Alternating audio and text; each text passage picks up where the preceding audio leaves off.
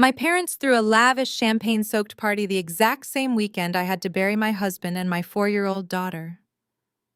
When I stood freezing outside the county morgue, completely shattered, and begged my own father for help, he told me I was ruining my brother's vibe and told me to reschedule the funeral. They thought I was just a broke, grieving widow they could easily brush aside. They had no idea I was sitting on a $10 million fortune, and I secretly owned the very luxury estate where they were popping bottles and celebrating.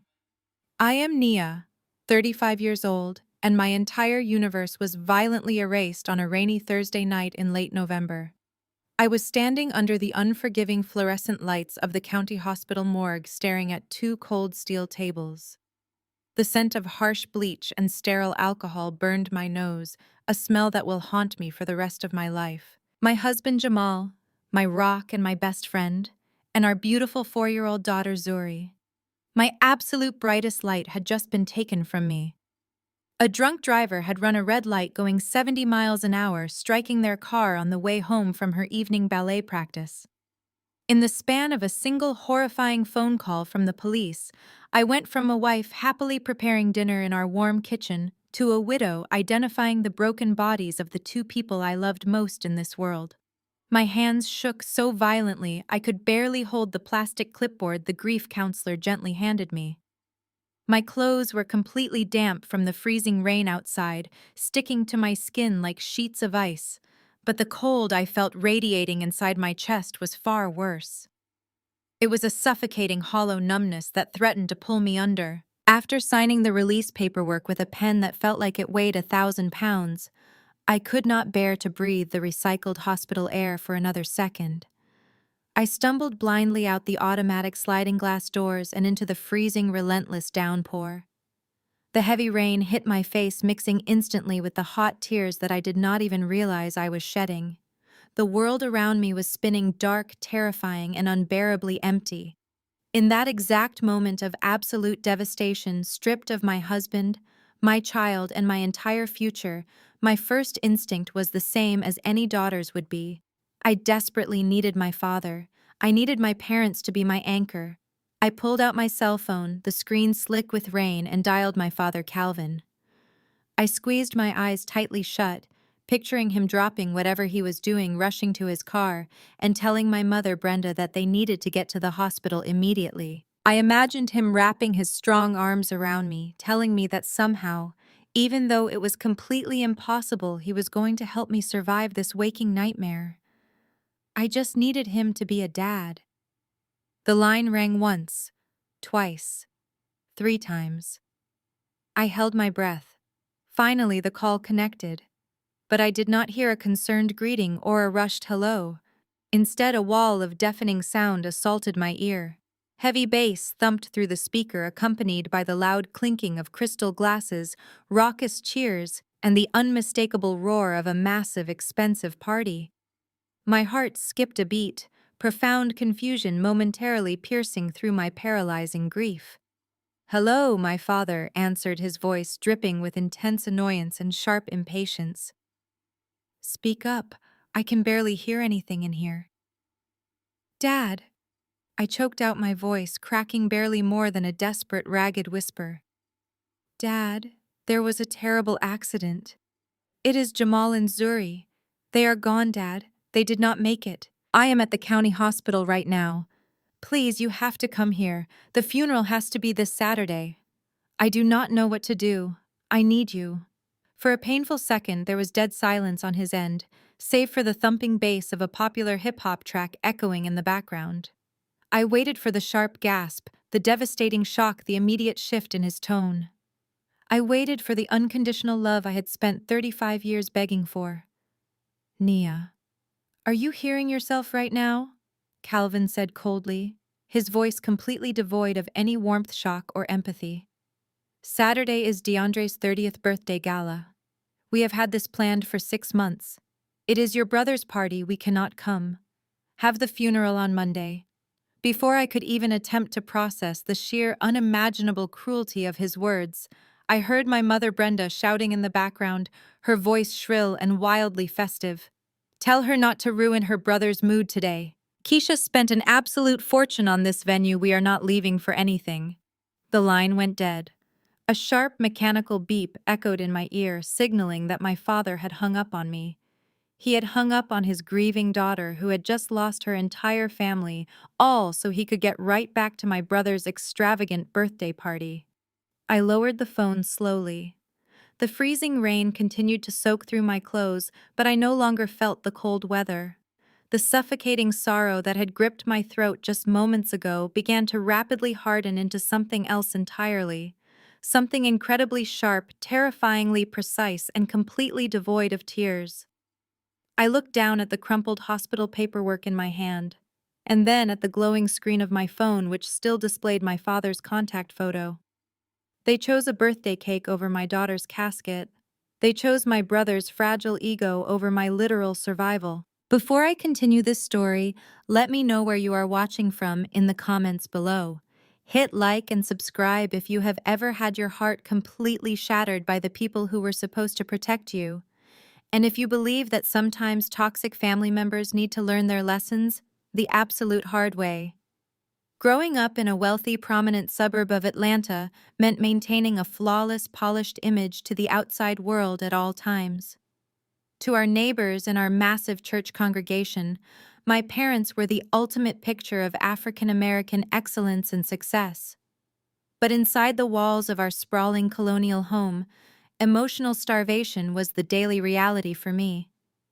My older brother DeAndre was the undisputed golden child, heavily praised and rewarded for simply breathing, while I was the designated scapegoat. I paid my own way through a state college by working 2 exhausting jobs, while my parents happily bailed DeAndre out of every failed, poorly planned business venture he ever launched. When I met Jamal 12 years ago, my family looked down on him because he was just a quiet, hardworking man building a small tech startup in the corner of our tiny, cramped apartment. They openly mocked his big ambitions at dinner tables. Even after Jamal and I married, my parents continued to treat me like a severe disappointment, actively ignoring our beautiful daughter Zuri, while showering DeAndre's spoiled kids with lavish, expensive gifts. But as I stood completely alone in the pouring rain outside the morgue, staring at the darkened sky, a new, powerful reality crystallized in my mind. My toxic family still thought Jamal was just a struggling, failed programmer, and that I was just a tired community center manager living paycheck to paycheck. They fully believed I was weak and powerless. They had absolutely no idea that Jamal's tech startup had recently been acquired by a major global conglomerate, or that he and I had quietly built a massive, highly successful real estate holding firm called Zuri Holdings. More importantly, they had no earthly idea that the extravagant, ultra-luxury estate DeAndre and his wife Keisha had proudly rented for his precious birthday gala tonight was owned by one of my corporate shell companies. They were dancing on my floors. They were drinking under my crystal chandeliers. And they had just confidently sealed their own financial destruction. I wiped the cold rain from my face, turned my back on the hospital doors, and walked purposefully toward my car. The helpless, grieving widow died in that hospital parking lot, and the ruthless CEO of their impending ruin was born. Saturday arrived with a bitter, biting wind that swept through the cemetery. I stood over 2 freshly dug graves wearing a simple black dress, feeling entirely hollowed out. There was no grand procession. There was no overwhelming show of support from the family that had demanded perfection from me my entire life. Across from me stood Jamal's parents, their faces carved with an unimaginable grief that mirrored my own. Next to me stood Malik, my fiercely loyal corporate attorney and one of Jamal's oldest friends. He held an umbrella over my head, his jaw clenched tight as the minister spoke the final prayers. My biological family was completely absent. Not a single text message asking if I was okay, not a single floral arrangement. As the polished wooden caskets were slowly lowered into the earth, taking my entire heart down with them. My phone vibrated in my coat pocket. It was a sharp, persistent buzzing. Numbly, I pulled it out, half expecting a delayed apology from my father. Instead, my screen was flooded with social media notifications. DeAndre had just tagged the entire family in a series of live videos. I stared at the screen, watching my brother pop a massive bottle of expensive champagne, the liquid spraying over a cheering crowd at the exact luxury estate my company owned.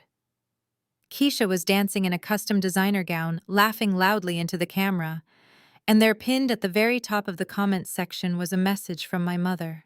"My perfect son deserves the world," she wrote, followed by a string of celebratory emojis. They were toasting to his life at the exact moment I was throwing dirt onto my daughter's grave.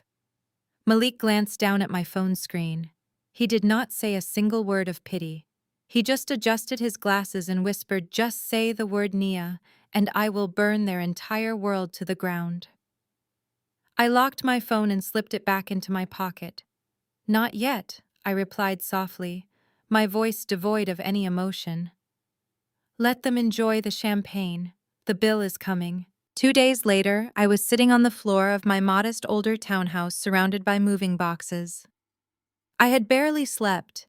Every corner of the house smelled like Jamal's cologne or echoed with the phantom sound of Zura's laughter. The doorbell rang sharply, breaking the suffocating silence. I pulled open the front door to find DeAndre and Keisha standing on my porch. They were not wearing black. They were not carrying food or offering a shoulder to cry on. Keisha was holding a massive iced coffee, wearing expensive designer sunglasses, and looking profoundly annoyed. "Wow, this place is depressing," Keisha announced, as she pushed past me without waiting for an invitation. She looked around my small living room, stepping over a box of Zura's toys with a look of utter disgust. That gala took everything out of me. I have been stressed for 48 hours straight, trying to manage the caterers and the cleanup crew. I stood by the open door, staring at the two of them. DeAndre collapsed onto my sofa, sighing heavily, as if he carried the weight of the world. "Look, Nia, I am sorry about Jamal and the kid," he said, casually waving his hand as if brushing away a minor inconvenience. "But we have a serious situation here. The gala went way over budget. Keisha insisted on the imported orchids and the premium open bar, and the vendors are threatening to sue my business if I do not pay them by Friday." I closed the front door slowly. "You came to my house 2 days after I buried my family to complain about flower arrangements," I asked, my voice dangerously calm. DeAndre rolled his eyes, clearly frustrated by my lack of immediate compliance. "Do not make this about you, Nia. I am in a bind. I know Jamal had that little startup job, so he must have had some kind of basic life insurance policy through his employer. I need a loan of $50,000 to clear these vendors. You do not need the money anyway. Jamal is gone, and you do not have a kid to feed anymore. Just wire me the cash and I will pay you back when my lifestyle brand takes off next quarter." The sheer, unadulterated audacity of his words hung in the air. He was asking me to fund his vanity project with what he assumed was my dead husband's life insurance, using the tragic death of my 4-year-old daughter as a justification for why I no longer needed the money. I looked at the brother who had been spoon-fed his entire life, the golden child who had failed 3 separate businesses, all bailed out by my parents secretly remortgaging their house. The brother who could not be bothered to attend his own niece's funeral because it conflicted with his party schedule. "No," I said simply. DeAndre's face instantly contorted with rage. "Excuse me," he snapped, standing up aggressively. Keisha scoffed, crossing her arms defensively. "I said no, DeAndre. I am not giving you a single dime. Get out of my house right now." DeAndre grabbed his half-empty iced coffee from the table and hurled it violently across the room.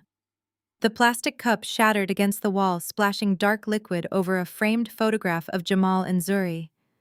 "You selfish, ungrateful little brat," he screamed, his face red with fury. "Mom and Dad were right about you. You always have to play the victim. You have always been jealous of me, because they love me more. If you do not wire me that money by tonight, I am calling Dad. I will have them cut you out of this family entirely. You will be completely alone." I looked at the coffee dripping down the glass frame of my family picture. A terrifyingly cold smile slowly spread across my face. I am already alone. DeAndre, I said, my voice dropping to a chilling whisper. But you are right about one thing. Mom and Dad are going to have a lot to say about this. Now get out before I call the police. He stormed out, kicking a box of toys on his way with Keisha trailing behind him, muttering about how crazy I was. The second the door slammed shut, I did not cry. I calmly wiped the coffee off the photograph, then picked up my phone and dialed Malik. The line clicked open immediately. Malik, I said, my voice steady and completely emotionless. It is time. I want a full, aggressive audit of DeAndre's luxury lifestyle brand. Find out every single creditor he owes. Find out who holds the paper on his debts. I want Zuri Holdings to buy all of it, every last cent. Understood. Malik replied smoothly, the sound of his fingers already typing rapidly on a keyboard. And what about your parents? Buy the mortgage on their house too, I ordered. They secretly used it to co-sign DeAndre's last failed venture. I want to own the roof over their heads, and I want to own the ground they walk on. Do it quietly, so they do not see it coming. Consider it done, boss, he said. I hung up the phone. My toxic family had spent 35 years treating me like I was completely worthless, demanding my obedience while starving me of affection. They thought cutting me off was their ultimate punishment. They did not realize that I was the one holding the scissors, and I was about to sever their entire financial existence. The financial chess game had officially begun, and I was going to strip away every single luxury they held dear until they had nothing left but the reality of what they had done to me. It took exactly 14 days for Malik to systematically and quietly purchase every single promissory note, outstanding line of credit, and mortgage agreement attached to my family. Zuri Holdings was now the sole owner of my parents' home and my brother's crumbling business empire. They were completely oblivious, still living their lavish lives, funded by money that now rightfully belonged to me. A week later, I received a cold text from my mother, Brenda, demanding my presence at a high-end steakhouse downtown. I knew exactly what this was: a coordinated ambush. I arrived wearing a simple, unassuming beige sweater and dark jeans, playing the part of the struggling, grieving widow to perfection. The hostess led me to a private dining booth where my father Calvin, my mother Brenda, DeAndre, and Keisha were already seated. They were dressed in designer clothes, sipping expensive red wine and laughing loudly. When I sat down, the laughter immediately stopped. My father Calvin did not even ask how I was doing. He just crossed his arms and glared at me. Brenda leaned forward, her face twisted in a mask of fake concern that quickly morphed into pure disgust. Nia, Brenda said loudly, making sure the waiter who was pouring water could hear her. We are extremely disappointed in your behavior. Family helps family. DeAndre is going through a very stressful time with his business, and you are being incredibly selfish by hoarding that life insurance money. I looked at the perfectly seared ribeye steak the waiter placed in front of my brother.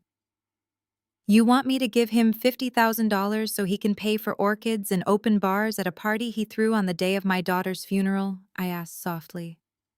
Calvin slammed his hand down on the heavy mahogany table, rattling the silverware. Stop living in the past, Nia, he snapped. It was a tragedy, yes, but Jamal would have wanted you to support your brother. You should sell your little townhouse, move into a cheaper apartment, and invest the equity into elite prestige. It is the Christian thing to do. I took a slow, deliberate sip of my sparkling water.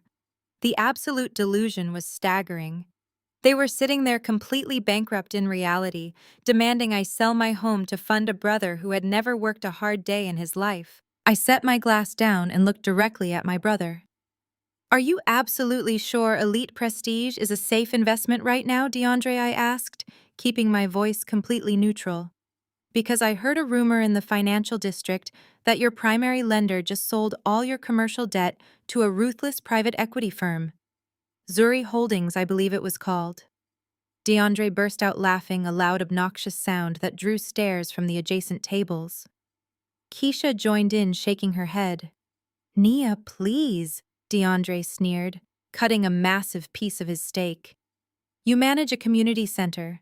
What do you know about high-level corporate finance or private equity? My lenders are practically begging to extend my credit lines. I am a VIP client. Do not try to use big words you do not understand just to avoid helping your own blood. Calvin sighed heavily, rubbing his temples as if my very presence was giving him a migraine. This is exactly why we rarely invite you out, Nia. You always try to sound smarter than you are, and it just ruins the entire mood. If you are not going to be a supportive sister, you can at least make yourself useful and pay the dinner tab since you ruined our appetite. He confidently slid the leather billfolder across the table toward me. The total was over $800, a feast of imported steaks, oysters, and vintage wine that I had barely touched. Normally, the old Nia would have cried. She would have felt the crushing weight of their rejection and panicked about how an $800 dinner would impact her grocery budget for the month. But the new Nia just smiled. I am happy to pay for my family, I said smoothly. I reached into my purse and pulled out a solid metal black Centurion card. I casually placed my thumb strategically over the exclusive logo and handed it to the waiter who was standing nearby. DeAndre rolled his eyes, not noticing the weight or the color of the card. Look at her putting it on a high-interest credit card she probably cannot even afford, he muttered to Keisha.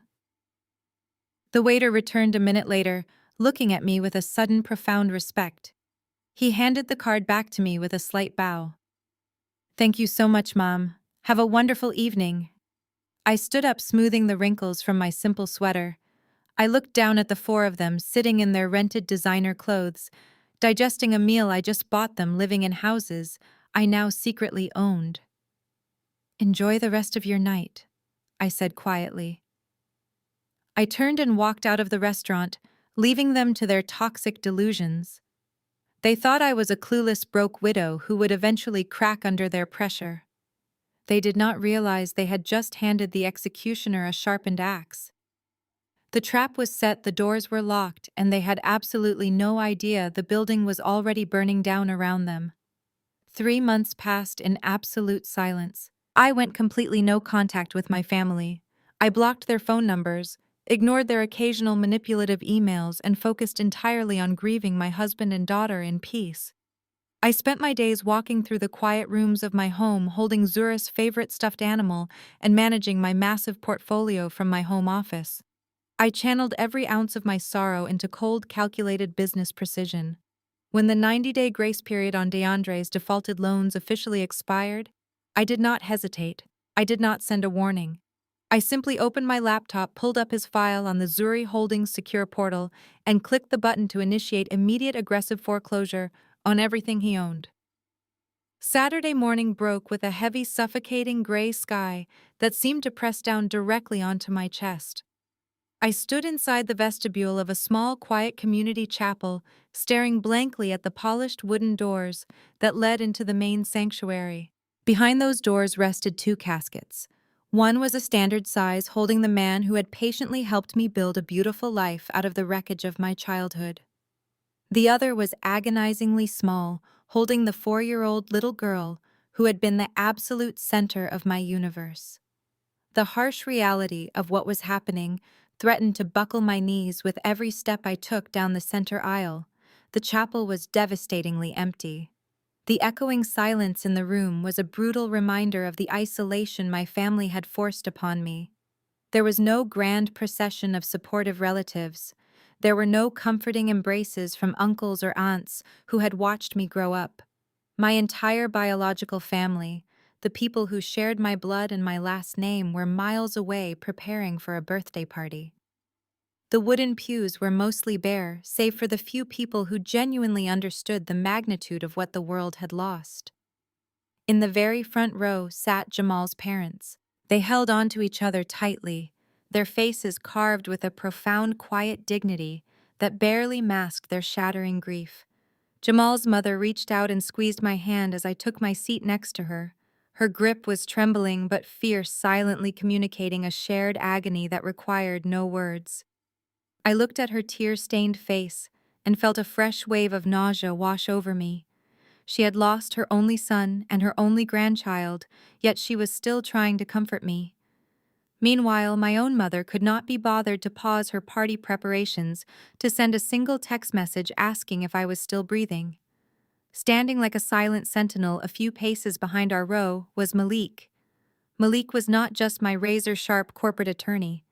He was Jamal's former college roommate, his closest confidant, and the brilliant legal mind who had helped us discreetly build Zuri Holdings from a modest real estate venture into a multi-million-dollar empire. Malik wore a perfectly tailored dark suit, but his usually composed face was tight with barely contained fury.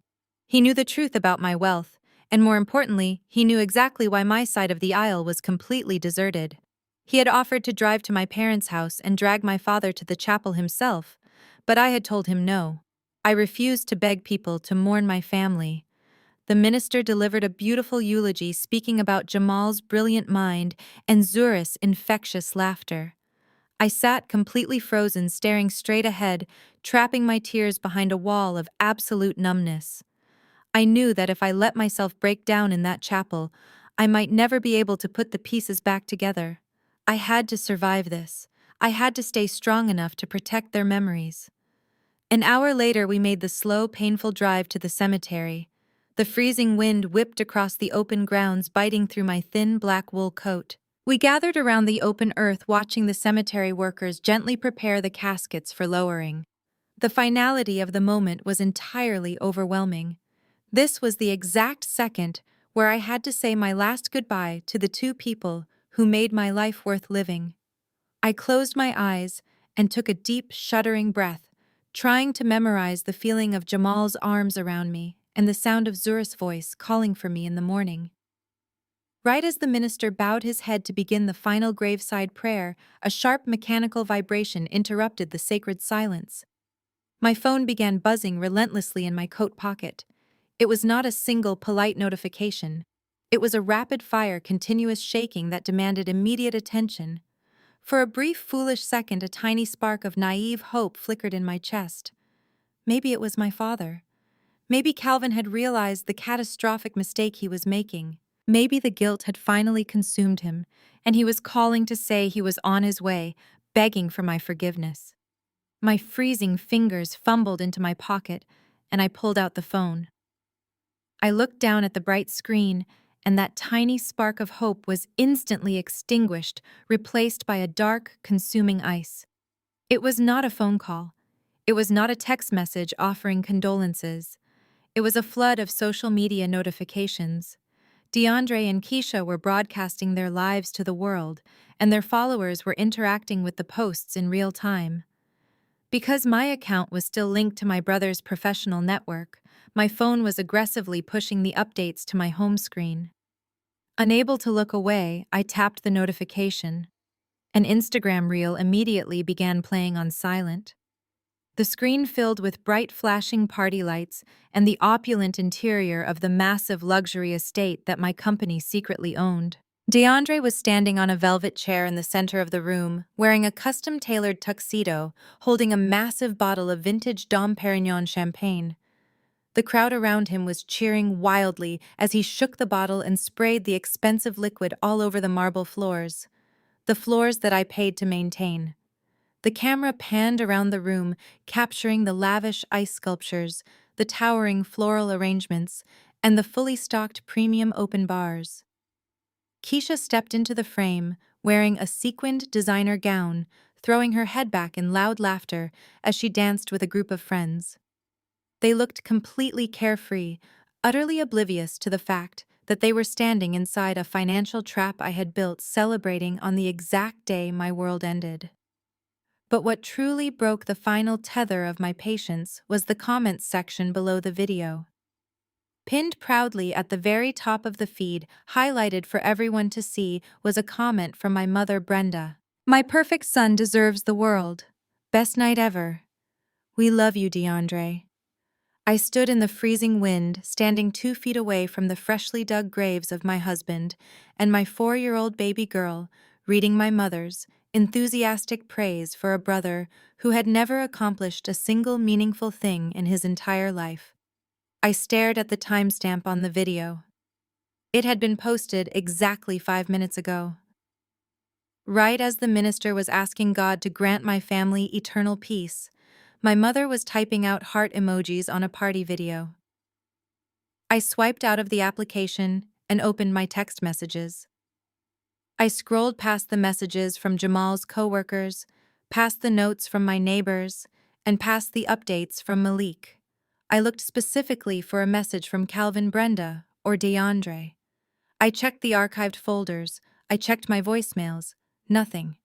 Not a single word. Not a simple text asking if I was okay. Not a brief message asking how the service went. Complete and utter silence from the people who brought me into this world. They had completely erased me from their minds the moment the champagne started flowing. Malik stepped up quietly beside me and held his large black umbrella over my head, shielding my phone screen from the falling rain. He glanced down, catching a glimpse of the flashing party lights on the frozen video frame before the screen went dark. He did not offer any empty platitudes. He did not tell me that they were just grieving in their own way or that family was complicated. He simply looked at the graves, then looked at me. Just say the word. Naya, Malik whispered, his voice dangerously low and steady over the sound of the wind. Tell me what you want to do and I will burn their entire world to the ground before Monday morning. I slowly locked my phone screen, plunging the device into darkness. I looked down at the caskets resting quietly in the earth. The profound, agonizing sadness that had been drowning me for the past 48 hours began to rapidly crystallize. The tears completely dried up, leaving behind a vision so sharp and clear, it felt like looking through cut glass. I was done being the scapegoat. I was done crying for a family that would gladly step over my broken body to get to a buffet line.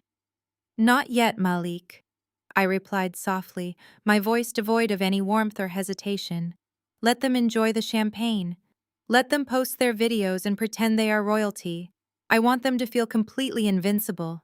Because when the bill finally comes due, I'm going to make sure they lose absolutely everything. 2 days after the funeral, the silence in my townhouse was absolutely deafening. I sat on the living room floor surrounded by the beautiful, agonizing remnants of my shattered life.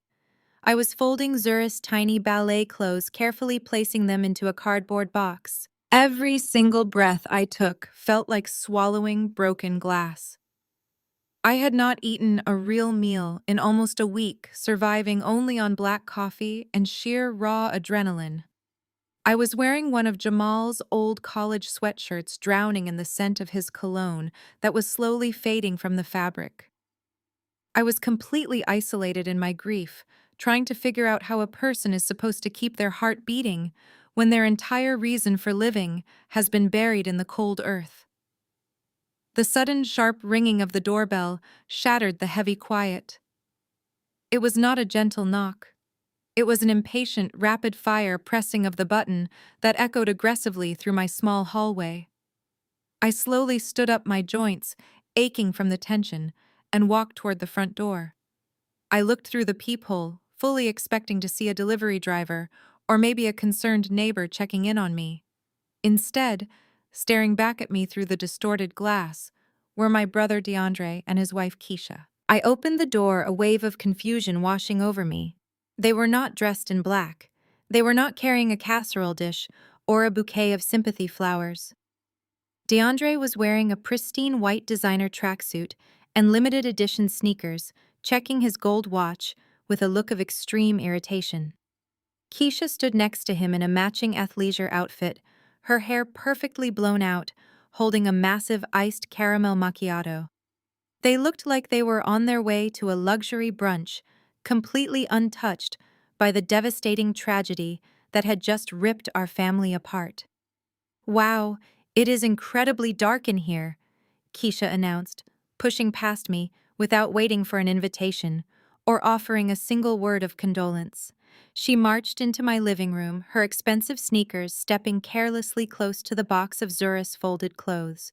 She dramatically pulled off her oversized sunglasses and sighed heavily, collapsing onto my sofa as if she had just completed a grueling marathon. I stood frozen by this open front door, staring at the brother who had skipped my daughter's funeral to spray champagne on a dance floor.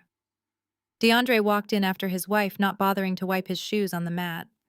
He glanced around my modest older townhouse with a familiar expression of profound distaste. He had always hated my home, constantly criticizing the dated kitchen cabinets and the small square footage, entirely oblivious to the fact that Jamal and I loved this house because it was the first thing we had ever bought together. DeAndre, I said, my voice barely above a raspy whisper. What are you doing here? Keisha immediately groaned from the couch, rubbing her temples in a display of exaggerated exhaustion. Oh my God, Nia, you have no idea the 48 hours we have just had, she complained loudly.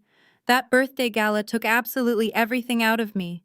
The event coordinators were a complete nightmare to deal with. The caterers tried to overcharge us for the imported orchids, and I spent the entire morning arguing with the cleanup crew because someone stained the marble floors in the grand foyer.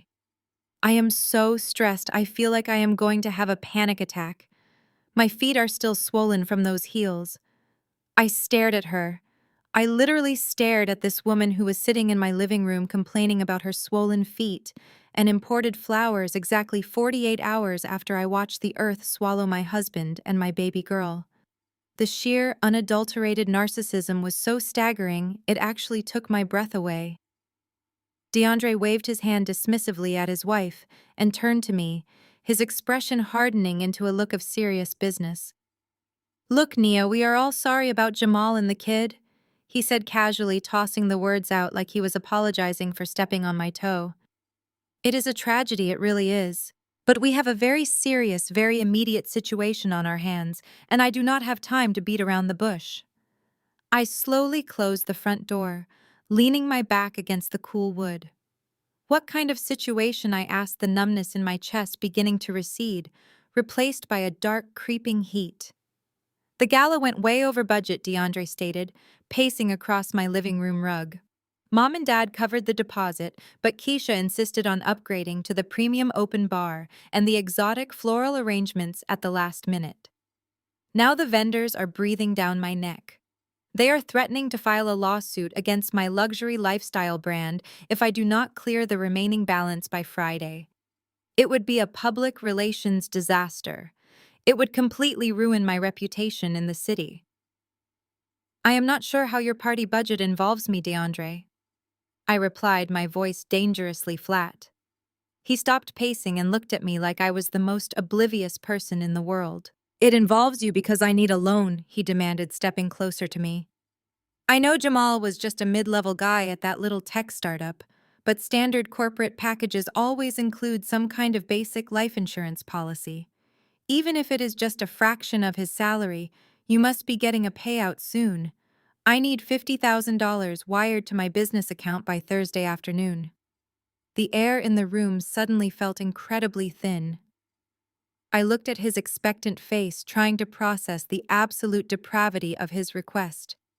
He had come to my house while I was literally boxing up my dead child's clothing to demand my husband's life insurance money to pay for his birthday party. I do not have $50,000 to give you, I said quietly. DeAndre rolled his eyes, a sharp scoff escaping his lips. Oh, stop playing the struggling victim, Nia. You do not need the money anyway. Jamal is gone. You do not have a kid to feed anymore. It is just you now. What are you going to do with that cash? Let it sit in a bank while your own brother's business goes under. Family helps family. Just wire me the funds and I will pay you back when my brand secures its next round of venture capital. Jamal is gone. You do not have a kid to feed anymore. Those words echoed in my mind, bouncing against my skull like physical blows. He had weaponized the death of my 4-year-old daughter to justify his greed. He saw my devastating loss simply as a reduction in my monthly living expenses. He saw my tragedy as his ultimate financial opportunity. A profound, terrifying calmness suddenly washed over me. It was the absolute absence of fear, the total eradication of any lingering sibling loyalty. I looked at the brother who had been spoon-fed his entire life. The golden child who had failed 3 separate businesses, all quietly bailed out by my parents. The man who stood in my home demanding the price of my family's blood to pay for his liquor bill. No, I said. DeAndre blinked, clearly taken aback by the immediate rejection. Excuse me. He snapped, his posture instantly becoming aggressive. Keisha stopped rubbing her temples and sat up straight, crossing her arms defensively over her chest. I said no. DeAndre? I repeated, my voice steady, completely devoid of any emotion. I am not giving you a single dime. I am not paying for your party. I am not saving your fake business. Now I want both of you to get out of my house immediately. DeAndre's face rapidly contorted with pure, unhinged rage. He grabbed his half-empty iced coffee from the side table and hurled it violently across the room. The heavy plastic cup slammed against the wall right next to my head, shattering on impact. Dark, sticky liquid exploded everywhere, splashing across the drywall and dripping directly onto a framed photograph of Jamal and Zuri laughing at the park. You selfish, ungrateful little brat, DeAndre screamed, his face turning an angry, mottled red. His veins bulged in his neck as he stepped aggressively into my personal space. Mom and Dad were always right about you. You always have to play the tragic victim. You are so utterly obsessed with yourself that you cannot even help your own flesh and blood. I did not flinch. I did not step back. I just looked at the coffee dripping down the glass frame of my family picture. You have always been so damn jealous of me, he continued to rage, spit flying from his lips. Just because Mom and Dad actually believed in my vision and funded my startups while you had to struggle and scrub toilets at the state college does not mean you get to punish me now. My businesses are complex. They take capital. You just push papers at a community center. You know absolutely nothing about the real world or building a legacy. I am trying to elevate this family name, and you are just a bitter, jealous scapegoat who wants to drag everyone down to your pathetic level. He pointed a shaking finger directly at my face. If you do not wire me that money by tonight, I am calling Dad. He threatened, his voice echoing loudly in the small room. I will tell them exactly how you treated me today. I will have Calvin and Brenda cut you out of this family entirely. You will not be invited to Thanksgiving. You will not be invited to Christmas. You will be completely alone for the rest of your miserable life. Let us see how you handle your precious grief when you have absolutely no family left to lean on. He stood there, chest heaving, waiting for me to break. He was waiting for the familiar tears. He was waiting for the lifelong conditioning of my childhood to kick in, the part of me that was terrified of parental rejection, the part of me that always folded under pressure just to keep the peace. But the scapegoat he remembered no longer existed. I looked at his red, angry face. I looked at Keisha, who was glaring at me with supreme entitlement. And then slowly I smiled. It was not a happy smile. It was a terrifying, dead-eyed curve of my lips that made DeAndre subconsciously take a half step back. I am already alone. DeAndre, I whispered, my voice dropping to a chilling, razor-sharp pitch. I have been alone my entire life. But you are absolutely right about one thing. Mom and Dad are going to have a lot to say about this. Now get out of my house before I call the police and have you arrested for trespassing and vandalism. DeAndre stared at me, genuinely unnerved by the total lack of fear in my eyes. He opened his mouth to shout another threat, but the absolute coldness radiating from me silenced him. He scoffed loudly, grabbed Keisha's arm, and stormed toward the front door. You are going to regret this, Nia, he spat out as he crossed the threshold. You just made the biggest mistake of your pathetic life. He slammed the heavy front door shut behind him, rattling the picture frames on the wall. I stood in the silence of my hallway for exactly 10 seconds. I did not cry. I did not shake. I walked over to the wall, took a paper towel, and gently wiped the coffee off the glass frame, covering Jamal's and Zuri's smiling faces. I set the picture down carefully on the shelf. Then I reached into my pocket, pulled out my cell phone, and dialed Malik's private number. The line clicked open on the first ring. Malik, I said, my voice steady, precise, and completely devoid of any hesitation. I am here, Nia. His deep, calm voice replied over the speaker. What do you need? It is time, I commanded, staring at the closed front door. I want a full, aggressive, Absolutely ruthless forensic audit of DeAndre's luxury lifestyle brand, Elite Prestige. I want you to uncover every single hidden creditor, every outstanding invoice, and every high-interest loan he has ever taken out. I want to know exactly who holds the paper on his debts. Understood. Malik replied, the rapid clicking of his keyboard immediately audible in the background. We have the capital ready to deploy. How far are we taking this? All the way, I said coldly. I want Zuri Holdings to buy all of his debt. I do not care if we have to pay a premium to acquire the promissory notes from his current lenders. I want to own every single financial obligation attached to his name. And Malik, look into my parents' real estate portfolio while you are at it. See if they secretly remortgaged their colonial house to co-sign DeAndre's last failed venture. If they did, I want to buy their mortgage too. I want to own the roof over their heads, and I want to own the ground they walk on. Do it quietly. Use the shell companies. I do not want them to see it coming until the trap completely snaps shut. Consider it done. Boss Malik said, a hint of dark satisfaction in his tone. I will have the preliminary acquisition files on your desk by tomorrow morning. I hung up the phone. My toxic family had spent 35 years treating me like I was completely worthless, demanding my obedience while starving me of affection. They thought cutting me off was their ultimate punishment. They did not realize that I was the one holding the financial guillotine, and I was about to sever their entire existence. The opening move had been played, and I was going to strip away every single luxury they held dear until they had absolutely nothing left to hide behind. The very next morning, the sharp buzzing of my intercom broke the silence of my home office. It was Malik. He did not even bother with a greeting. He just told me he was standing on my front porch with the preliminary acquisition files, and I needed to see them immediately.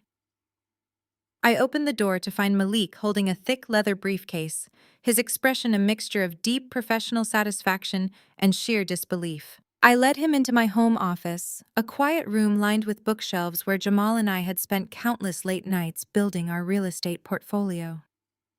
Malik set his briefcase on my large oak desk, popped the brass locks, and began pulling out stacks of heavily tabbed legal folders. I had my forensic accounting team work through the night, Malik said, spreading the documents across the dark wood. You knew DeAndre was bad with money, Nia, but you had absolutely no idea how deep this hole really goes. Elite Prestige is not a luxury lifestyle brand. It is a spectacular towering house of cards, and it is currently standing in a hurricane. I pulled out my reading glasses and picked up the first folder. Walk me through it. I commanded, my eyes scanning the heavily redacted bank statements. Malik leaned forward, tapping a silver pen against a spreadsheet. DeAndre has zero liquid capital. Every single thing he flaunts on social media is aggressively leased or financed at incredibly predatory interest rates. The custom tuxedo he wore to the gala, leased. The 2 luxury sports cars sitting in his driveway, financed through a subprime auto lender, and he is currently 3 months behind on payments. He owes caterers, event planners, and private security firms over $200,000. His primary business line of credit is completely maxed out, and the bank is preparing to send his accounts to a third-party collection agency by the end of the month. I stared at the numbers, feeling a cold, hollow sense of vindication. My brother had stood in my living room and called me a pathetic paper pusher, while his entire extravagant existence was funded by missed payments and aggressive debt. But how did he secure a commercial line of credit this large with a history of failed businesses? I asked, tracing a finger down the massive principal balance of his primary loan. No reputable bank would underwrite this level of risk without substantial collateral, and DeAndre does not own any real assets. Malik stopped tapping his pen. He looked up at me, his eyes dead serious. That brings us to the second folder. The collateral. He slid a blue folder across the desk. I opened it and my breath hitched slightly in my throat. It was a copy of a commercial loan agreement, but the signatures at the bottom did not just belong to DeAndre. Staring back at me in stark black ink were the legally binding signatures of my father Calvin and my mother Brenda. I looked at Malik, waiting for the explanation I already knew was coming. Your parents secretly took out a massive second mortgage on their colonial house, Malik explained quietly. They leveraged every single ounce of equity they had built over the last 30 years to act as the primary guarantors for DeAndre's business loans. If Elite Prestige defaults, the bank has the legal right to seize your parents' home to satisfy the debt. They literally bet the roof over their heads on your brother's vanity project, and they are losing horribly. I sat back in my leather chair, staring at my parents' signatures. They had refused to help me pay for college because they claimed it would drain their retirement fund. They had complained about the cost of the modest floral arrangement I requested for my daughter's funeral. Yet they had secretly risked their entire financial foundation so DeAndre could spray vintage champagne on a rented marble floor. The sheer magnitude of their favoritism was no longer just an emotional wound. It was a documented, legally binding financial suicide. I closed the blue folder, placing my hands flat against the cool leather cover. Do they know how close they are to losing the house? I asked. Malik shook his head. DeAndre has been intercepting the warning letters and hiding the delinquency notices. Your parents think his business is thriving. They have absolutely no idea that the bank is drafting the foreclosure documents as we speak. A deep, profound silence settled over my office. I looked at the framed photograph of Jamal and Zuri sitting on my desk. Jamal had always told me that one day my family would face the consequences of their toxic behavior. He had spent years trying to show me my own worth, begging me to stop seeking validation from people who only saw me as a burden. He was not here to see this moment, but I was going to finish the work he started. I was going to finally sever the chains they had wrapped around my neck since childhood. Malik, I said, my voice cutting through the quiet room like a freshly sharpened blade. I want Zuri Holdings to initiate a quiet, aggressive buyout. Contact DeAndre's primary lenders and the bank holding my parents' second mortgage. Offer to purchase the entirety of their debt portfolios at a 20% premium above market value. Malik raised an eyebrow, a slow, predatory smile forming on his face. A 20% premium. They will trip over themselves to sell that toxic debt to us. They want these high-risk accounts off their ledgers immediately. Exactly, I replied smoothly. I do not want any lengthy negotiations. I want this done fast, and I want it done under the absolute protection of our corporate shell companies. Make sure the transfer of ownership is buried under layers of non-disclosure agreements. Calvin, Brenda, and DeAndre cannot know who bought their debt until I am ready to look them in the eyes and tell them myself. I will have the legal team draft the acquisition offers within the hour, Malik said quickly, gathering the folders and sliding them back into his briefcase. By the end of the week, Zuri Holdings will hold the physical deeds, the promissory notes, and every single legal right to their assets. You will literally own them, Nia. You will be their sole creditor. Make it happen, I ordered. Over the next 7 days, I watched from the shadows as Malik orchestrated the most ruthless, precise financial takeover of my entire career. The desperate lenders eagerly accepted our premium cash offers, offloading DeAndre's toxic accounts, and my parents' heavily leveraged mortgage directly into the iron grip of Zuri Holdings. The paperwork was signed, sealed, and securely locked inside my private company vault. I was no longer just the grieving widow or the discarded scapegoat daughter. I was the invisible architect of their impending ruin. They were sleeping in beds I owned, driving cars I controlled, and living a lie that I could shatter with a single phone call. The board was set, the pieces were locked into place, and I was patiently waiting for my mother to make the next move. I knew she could never resist an opportunity to show off, and I only had to wait a few more days before my phone lit up with her inevitable summons. The summons came on a Tuesday afternoon in the form of a brief, cold text message from my mother. It did not ask how I was coping with the deafening silence of my empty house. It did not ask if I was sleeping or eating. It simply dictated a time and a location. A high-end, incredibly exclusive steakhouse in the downtown financial district. It was exactly the kind of place my family frequented to project an image of generational wealth and elite status. A place where the waiters wore white gloves, The lighting was intentionally dim, and the appetizers cost more than my weekly grocery bill. I arrived exactly on time. I did not dress to impress them. I wore a simple black cashmere sweater, a pair of dark slacks, and completely flat shoes. I wore no jewelry, and my face still carried the pale, exhausted shadows of a woman who had just buried her entire world. The hostess, a young woman with a highly polished professional smile, guided me through the bustling dining room. We walked past tables of corporate executives and wealthy socialites moving toward the back of the restaurant until we reached a private, secluded corner booth draped in heavy velvet curtains. My family was already seated. They had not waited for me to arrive before ordering. The large mahogany table was completely covered in extravagant dishes. Towering seafood platters resting on crushed ice-thick cuts of prime beef, gourmet side dishes, and 3 open bottles of imported vintage red wine. DeAndre was wearing a custom-tailored velvet blazer, laughing loudly at something Keisha had just said. Keisha was dripping in heavy gold jewelry, her hair perfectly styled, holding a crystal wine glass with an air of absolute superiority. My father, Calvin, sat at the head of the table cutting his steak with the precise, arrogant movements of a man who firmly believed he owned the world. My mother, Brenda, sat next to him wearing a silk designer blouse that I knew for a fact cost more than my first car. Not a single one of them wore black. Not a single one of them looked like they were in mourning. They looked like they were celebrating a massive corporate victory. When I slipped into the empty leather chair at the end of the booth, the loud laughter immediately died down. DeAndre stopped smiling, glanced at my plain black sweater, and openly rolled his eyes as if my grief was a deliberate fashion mistake designed to embarrass him in public.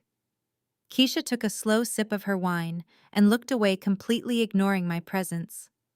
My father did not even bother to look up from his plate. He just continued chewing his food, letting the silence stretch out until it became thick and heavy with hostility. It was my mother who finally broke the quiet. She carefully wiped the corners of her mouth with a crisp linen napkin, folded her hands on the pristine white tablecloth, and fixed me with a stare so devoid of maternal warmth it could have frozen boiling water. "Well," Nia Brenda said, her voice loud enough to carry to the adjacent tables despite the private setting. "We are extremely disappointed in your recent behavior. It is absolutely unacceptable." I looked at her, my hands resting quietly in my lap. I did not flinch. I did not immediately apologize or ask what I had done wrong like I used to when I was a terrified teenager. I just let her talk, knowing with absolute certainty that every single word she spoke was just another nail in her own financial coffin. "Your brother came to your house offering an olive branch." Brenda continued, her tone dripping with toxic self-righteousness. "He took time out of his incredibly busy schedule, right after hosting a massive, highly successful gala, to check on you. And instead of being grateful for his presence, you treated him with absolute disrespect. You refused to help him in his time of need. You screamed at him and threw him out of your house like a common criminal." I slowly shifted my gaze to DeAndre. He was leaning back in the plush leather booth, a smug, deeply satisfied smirk playing on his lips. He had clearly run straight back to Mommy and Daddy, twisting the narrative to paint himself as the benevolent, caring brother and me as the hysterical, unhinged widow. He had conveniently left out the part where he demanded $50,000, insulted my dead daughter, and shattered a heavy plastic coffee cup against my living room wall. I did not scream. I replied, my voice perfectly level and unnervingly calm. I simply told him I was not giving him my money to pay for his party. Calvin suddenly slammed his heavy silver fork onto his porcelain plate. The sharp metallic clatter made Keisha jump slightly, but I did not blink. "Stop being so incredibly selfish, Nia," my father snapped, glaring at me fiercely from across the table. "We raised you better than this. Family helps family. That is the fundamental rule of this household. DeAndre is on the verge of taking elite prestige to the next level. He is building a legacy for our family name, and he is dealing with a minor temporary cash flow issue. You are sitting on a life insurance payout that you are just hoarding for absolutely no good reason. I stared at the man who was legally bound to a catastrophic second mortgage he could not afford, fiercely defending the son who had drained his retirement accounts dry. The profound delusion in his eyes was almost fascinating to witness. He was shouting at me about legacy and wealth, completely unaware that his own legacy was currently locked inside a filing cabinet in my home office. Keisha chimed in, swirling her expensive wine with a dramatic sigh. Honestly, Nia, it is completely embarrassing that we even have to ask you for this. We had to put the entire premium floral budget on my personal credit card because you were being so ridiculously stubborn. It is just extremely tacky to hold out on your own brother when you have no real expenses anymore.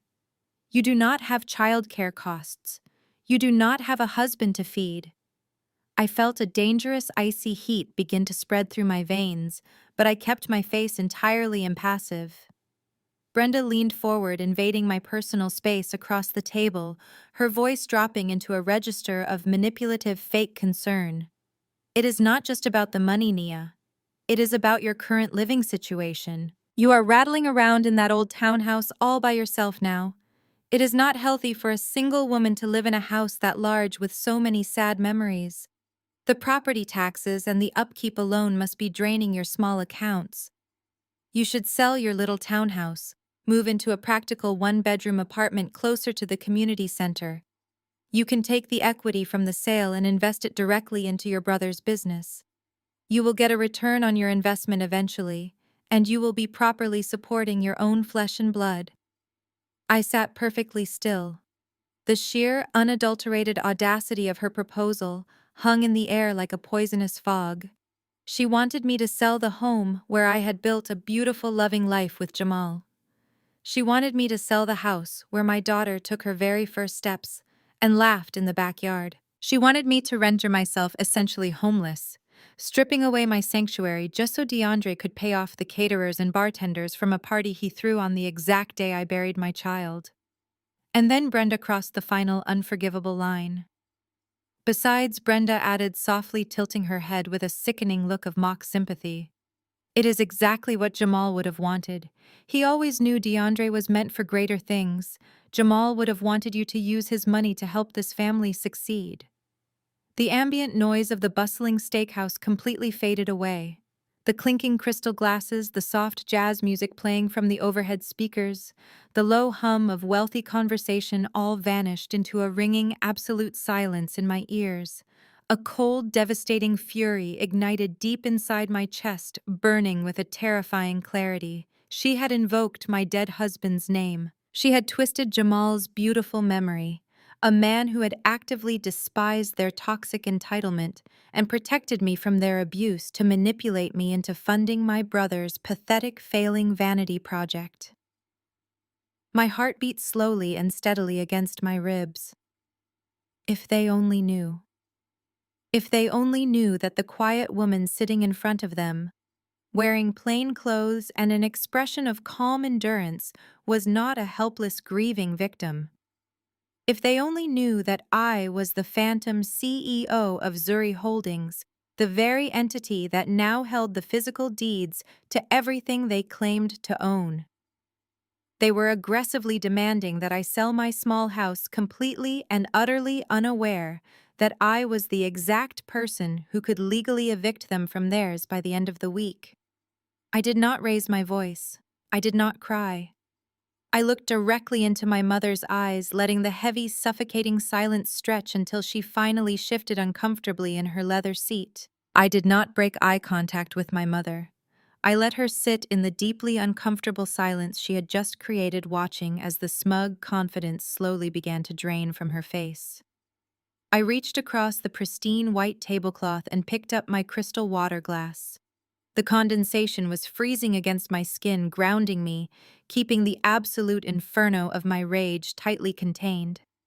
I took a slow, deliberate sip. The ice clinked softly against the rim. "Are you absolutely sure Elite Prestige is a safe investment right now, Dad?" I asked. My voice was completely neutral, devoid of the emotional breakdown they were so desperately trying to provoke. Calvin stopped chewing his prime rib. He looked at me with a mixture of confusion and profound irritation. "What are you talking about?" he demanded. I set my glass down precisely on the coaster. "I am just asking a basic financial question," I said smoothly, "because I heard a very interesting rumor in the financial district this week. Word is that DeAndre's primary commercial lender just sold the entirety of his business debt to a ruthless private equity firm. A complete portfolio offload. Usually a bank only does that when an account is considered highly toxic and completely unrecoverable. So before I sell my home and liquidate my assets to fund his company, I just want to make sure my brother is not secretly drowning in high-interest defaults." For a split second, a flash of genuine panic crossed DeAndre's eyes. It was incredibly fast, a microscopic twitch of his jaw, but I caught it. However, his lifelong conditioning of absolute arrogance immediately kicked back in. He threw his head back and let out a loud, condescending laugh that echoed across the private dining alcove. "Oh my God!" Nia DeAndre scoffed, wiping a fake tear of mirth from his eye. He looked at Keisha, who was already giggling behind her manicured hand. "Are you seriously sitting here trying to talk high-level corporate finance with me right now? This is rich. This is absolutely hilarious." He leaned forward, resting his elbows on the table, looking at me like I was a particularly slow toddler. "Let me explain something to you, little sister, since your experience at the community center clearly has not prepared you for the real business world. My lenders are not selling my debt because I am toxic. They are restructuring my accounts because I am a premium high net worth client. It is called debt consolidation and portfolio optimization. You would not understand the mechanics of it. Private equity firms buy premium paper all the time to capitalize on high yield returns from successful lifestyle brands. It is literally a sign of massive growth and industry trust." The sheer confidence with which he delivered that absolute garbage was breathtaking. He was using corporate buzzwords he clearly did not understand to mask the fact that he was financially bleeding to death. He actually believed his own lies. He had no idea that the private equity firm he was currently praising was owned entirely by the woman sitting directly across from him. Keisha chimed in, swirling her vintage wine with a smirk. "Honestly, Nia, it is embarrassing that you are trying to sound smart right now. You read one article on a finance blog and suddenly you think you are an investment banker." DeAndre just hosted the social event of the season. We had state senators at our gala. "Do you really think a bank would drop us? You are just trying to find a pathetic excuse to keep Jamal's money all to yourself." I looked at Keisha, noting the heavy designer necklace she was wearing, knowing for a fact that it was purchased on a credit card that was currently 30 days past due. I did not bother correcting her. I did not tell her that the state senators she was bragging about had drank my champagne on my property. I just offered a faint, chilling smile. "I am just looking out for the family legacy," I replied softly. "After all, if DeAndre defaults, whoever co-signed those massive commercial loans would be legally responsible, and that would be catastrophic for their retirement, would it not?" My father slammed his hand down on the heavy mahogany table. The silverware rattled violently against the porcelain plates. "Enough," Calvin barked, his voice dripping with intense authoritarian anger. "I am sick and tired of this absolute nonsense. We bring you to a nice restaurant, we try to include you in family matters, and you sit here trying to act like you are the smartest person in the room. You have always done this, Nia.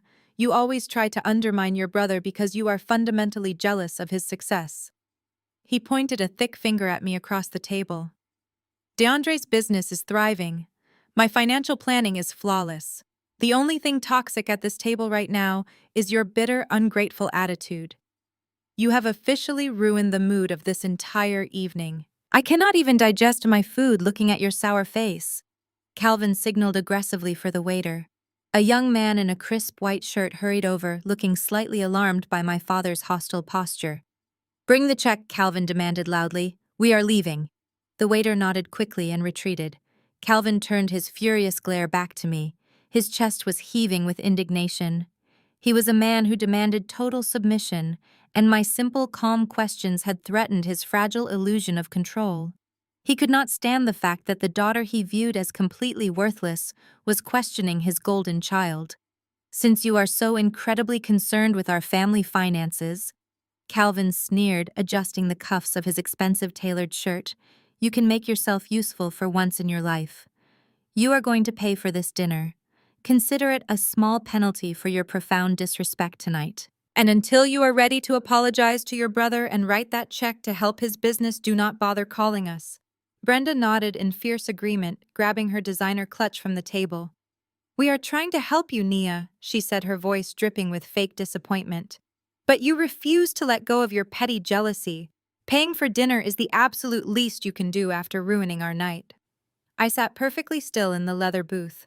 I looked at the 3 half-empty bottles of vintage wine, the crushed ice melting under the expensive seafood towers, the remains of the prime rib that I was now being forced to purchase. They were punishing me.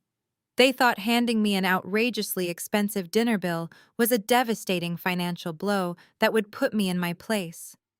They wanted me to feel the sting of poverty, to remind me that I was just the scapegoat who existed only to serve their needs and absorb their expenses. They thought they had won. They thought they had successfully asserted their dominance. I did not argue. I did not shed a single tear, nor did I beg my father to reconsider his harsh demand. I simply looked at the leather bill folder resting on the table, and then I looked back at the 4 people who were staring at me with expressions of triumphant malice. They genuinely believed they had just delivered a crushing blow. In their minds, forcing me to pay an $800 dinner tab was the ultimate reality check. It was a punishment meticulously designed to remind me of my place at the absolute bottom of the family hierarchy. The old Nia would have completely panicked. The old Nia would have stared at that receipt and calculated exactly how many extra shifts she needed to pick up just to keep the lights on. But the old Nia was buried in the cemetery next to her husband and daughter. I raised my hand and calmly waved down our waiter. He hurried over immediately, his eyes darting nervously between my father's red, angry face and my completely serene expression. I reached into my small black purse and bypassed the standard everyday debit cards I kept in the front pocket for appearances. Instead, my fingers found the heavy cold metal of my black Centurion card. It was an exclusive invitation-only credit card reserved solely for individuals with exceptionally high net worth. It was the kind of card that did not have a preset spending limit. I pulled it out smoothly, making sure to place my thumb firmly over the distinct logo in the center. I did not want to give any of them the satisfaction of a premature reveal. I handed the heavy metal card to the waiter with a polite smile. DeAndre scoffed loudly, leaning back in his plush leather chair and crossing his arms. "Look at her," DeAndre muttered to Keisha, his voice intentionally loud enough for me to hear over the ambient noise of the restaurant. "Putting an $800 dinner on a high-interest credit card she probably cannot even afford. She will be paying off those steaks for the next 5 years." Keisha snickered, pulling a compact mirror from her purse to reapply her expensive lipstick. "Well, maybe next time she will learn to keep her mouth shut when the adults are talking about real business." The waiter returned a moment later, and his entire demeanor had drastically shifted. When he initially took the card, his customer service smile had been standard and professional. But now, holding the leather folder containing my receipt, he looked at me with a profound, almost reverent respect. People working in the high-end service industry knew exactly what the weight of a solid metal black card meant. He placed the folder gently in front of me and offered a deep, polite nod. "Thank you so much for your extraordinary generosity tonight, Mom," the waiter said, his voice carrying a tone of absolute deference. "It has been an absolute pleasure serving you." I had tipped him $500. I knew exactly what it was like to work hard for arrogant, ungrateful people, and my family had treated him terribly all evening. I took a sleek custom pen from my purse, signed the receipt with a fluid motion, and slipped the heavy card securely back into my bag. My father watched me, a smug smile of absolute satisfaction firmly planted on his face. He leaned back, taking a final victorious sip of his vintage wine, firmly believing he had successfully put his rebellious, jealous daughter back in her miserable place. I stood up from the booth and smoothed the front of my simple black sweater. I looked down at them one last time. They looked so incredibly proud of themselves sitting in their rented designer clothes, digesting a massive feast they had just forced me to purchase, living in homes and running businesses that I now legally owned. "Enjoy the rest of your evening," I said quietly. The tone of my voice was perfectly polite yet completely devoid of any familial warmth. I turned my back on them and walked out of the private dining alcove. I moved steadily through the bustling restaurant, the sound of their toxic laughter fading into the background. When I stepped through the heavy glass doors and out into the cool, crisp night air of the financial district, I took a deep breath. My heart was not racing. My hands were not shaking. I felt an incredible, overwhelming sense of peace. They thought I was a clueless, broke widow who would eventually crack under their pressure. They thought they had successfully punished me. They did not realize they had just handed the executioner a sharpened axe. The trap was perfectly set, the heavy steel doors were securely locked, and they had absolutely no idea the building was already burning down around them. The next 90 days were a masterclass in absolute silence. I completely vanished from their world. I changed my personal cell phone number, upgraded the security system at my townhouse, and routed every single email address associated with my parents and my brother directly into a hidden spam folder. When I walked out of that high-end steakhouse, my father had loudly demanded that I not speak to them until I was ready to apologize and hand over my money. I simply granted his wish to the extreme. I used the profound quiet of those 3 months to properly grieve my family.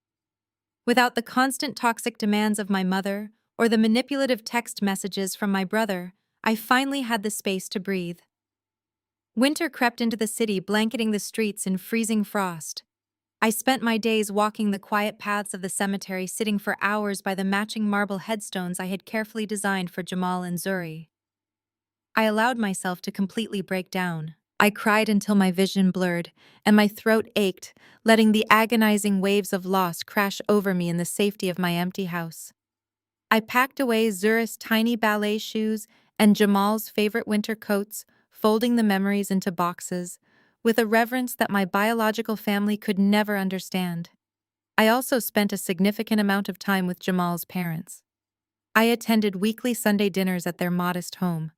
They did not ask me for money. They did not criticize my clothing or tell me I was ruining their mood. They just asked me to pass the roasted potatoes and held my hand tightly when the dinner table felt a little too quiet. We shared stories about Jamal. We laughed through our tears about Zuri's fierce toddler attitude, and we healed together. That is what a real family does.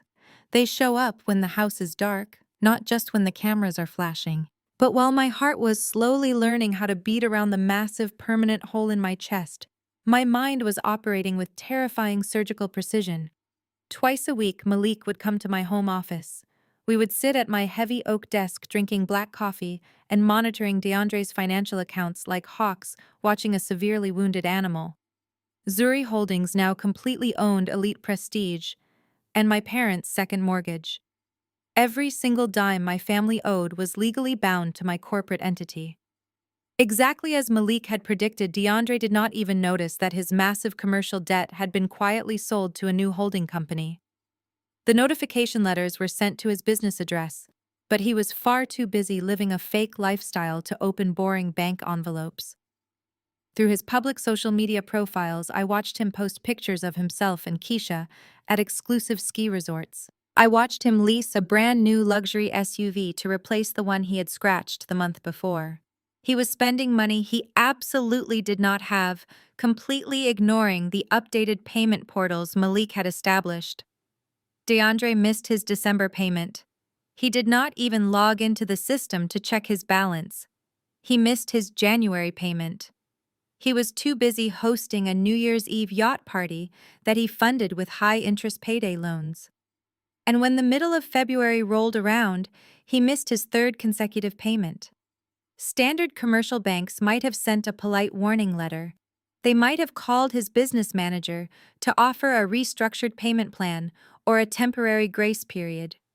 They would have extended professional courtesy to a man who presented himself as a wealthy socialite. Zuri Holdings did not offer courtesy.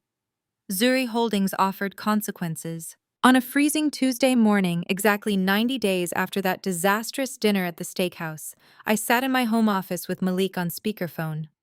The sky outside my window was gray and heavy with impending snow. My laptop screen displayed the live secure feed of DeAndre's commercial accounts. The legal grace period for his third missed payment officially expired at exactly 9 in the morning.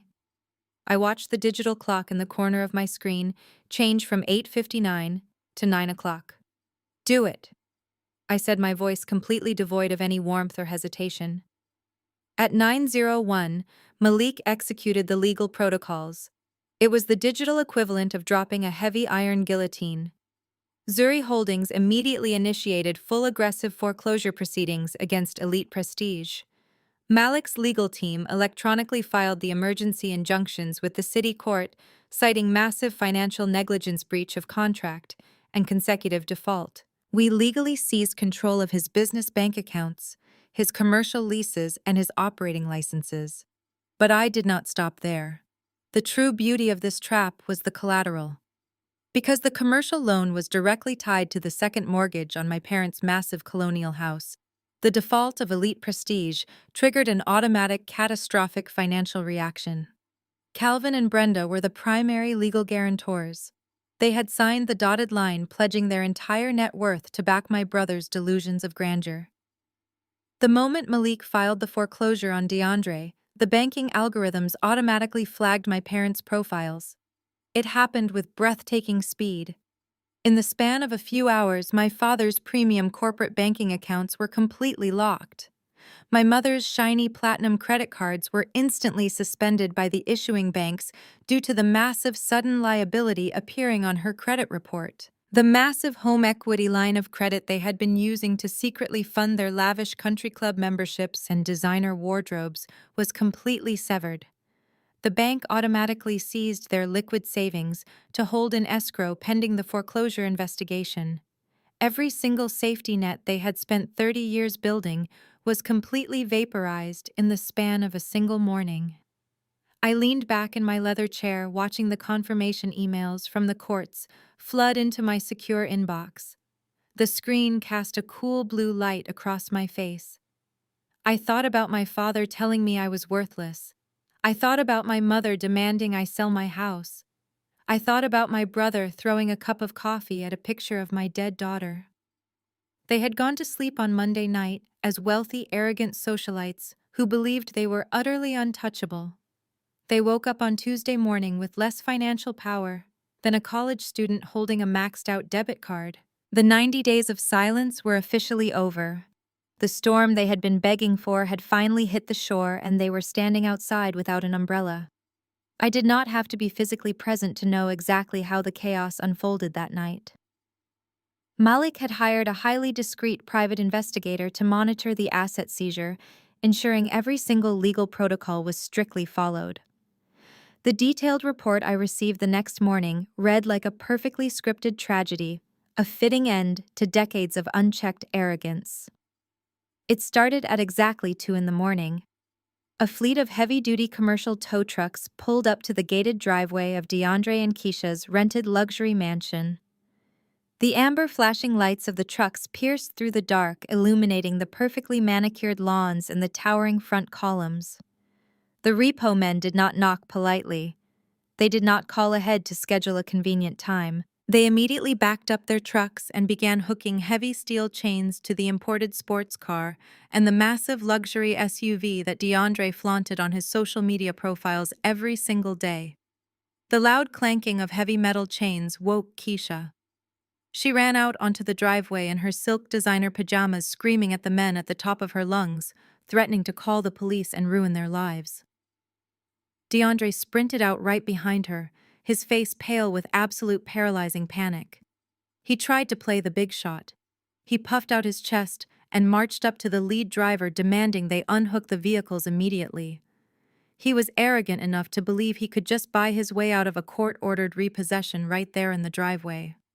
He pulled out his expensive leather wallet and grabbed his platinum business credit card, ordering the driver to run it for whatever the late balance was. The driver, completely unfazed by DeAndre's wealthy facade, pulled out a mobile payment terminal. He swiped the card. Declined. DeAndre snatched the card back, his hands shaking, claiming it was just a daily spending limit issue. He pulled out a second premium card. He swiped it. Declined. He pulled out a third card, his breathing turning into rapid, shallow gasps. Declined. His entire financial existence had been frozen by the court order I initiated. He watched in total crushing humiliation as the tow trucks shifted into gear and drove away into the night, taking his fake status symbols with them. Keisha was completely hysterical, grabbing his arm and demanding to know why the cards were not working. She screamed that she had a country club brunch the next morning and needed her car.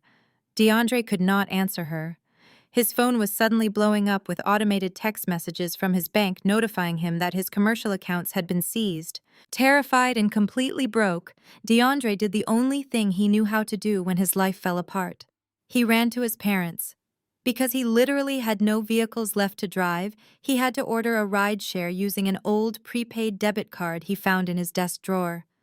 He left Keisha crying in the grand foyer and directed the driver to our parents' massive colonial house across town.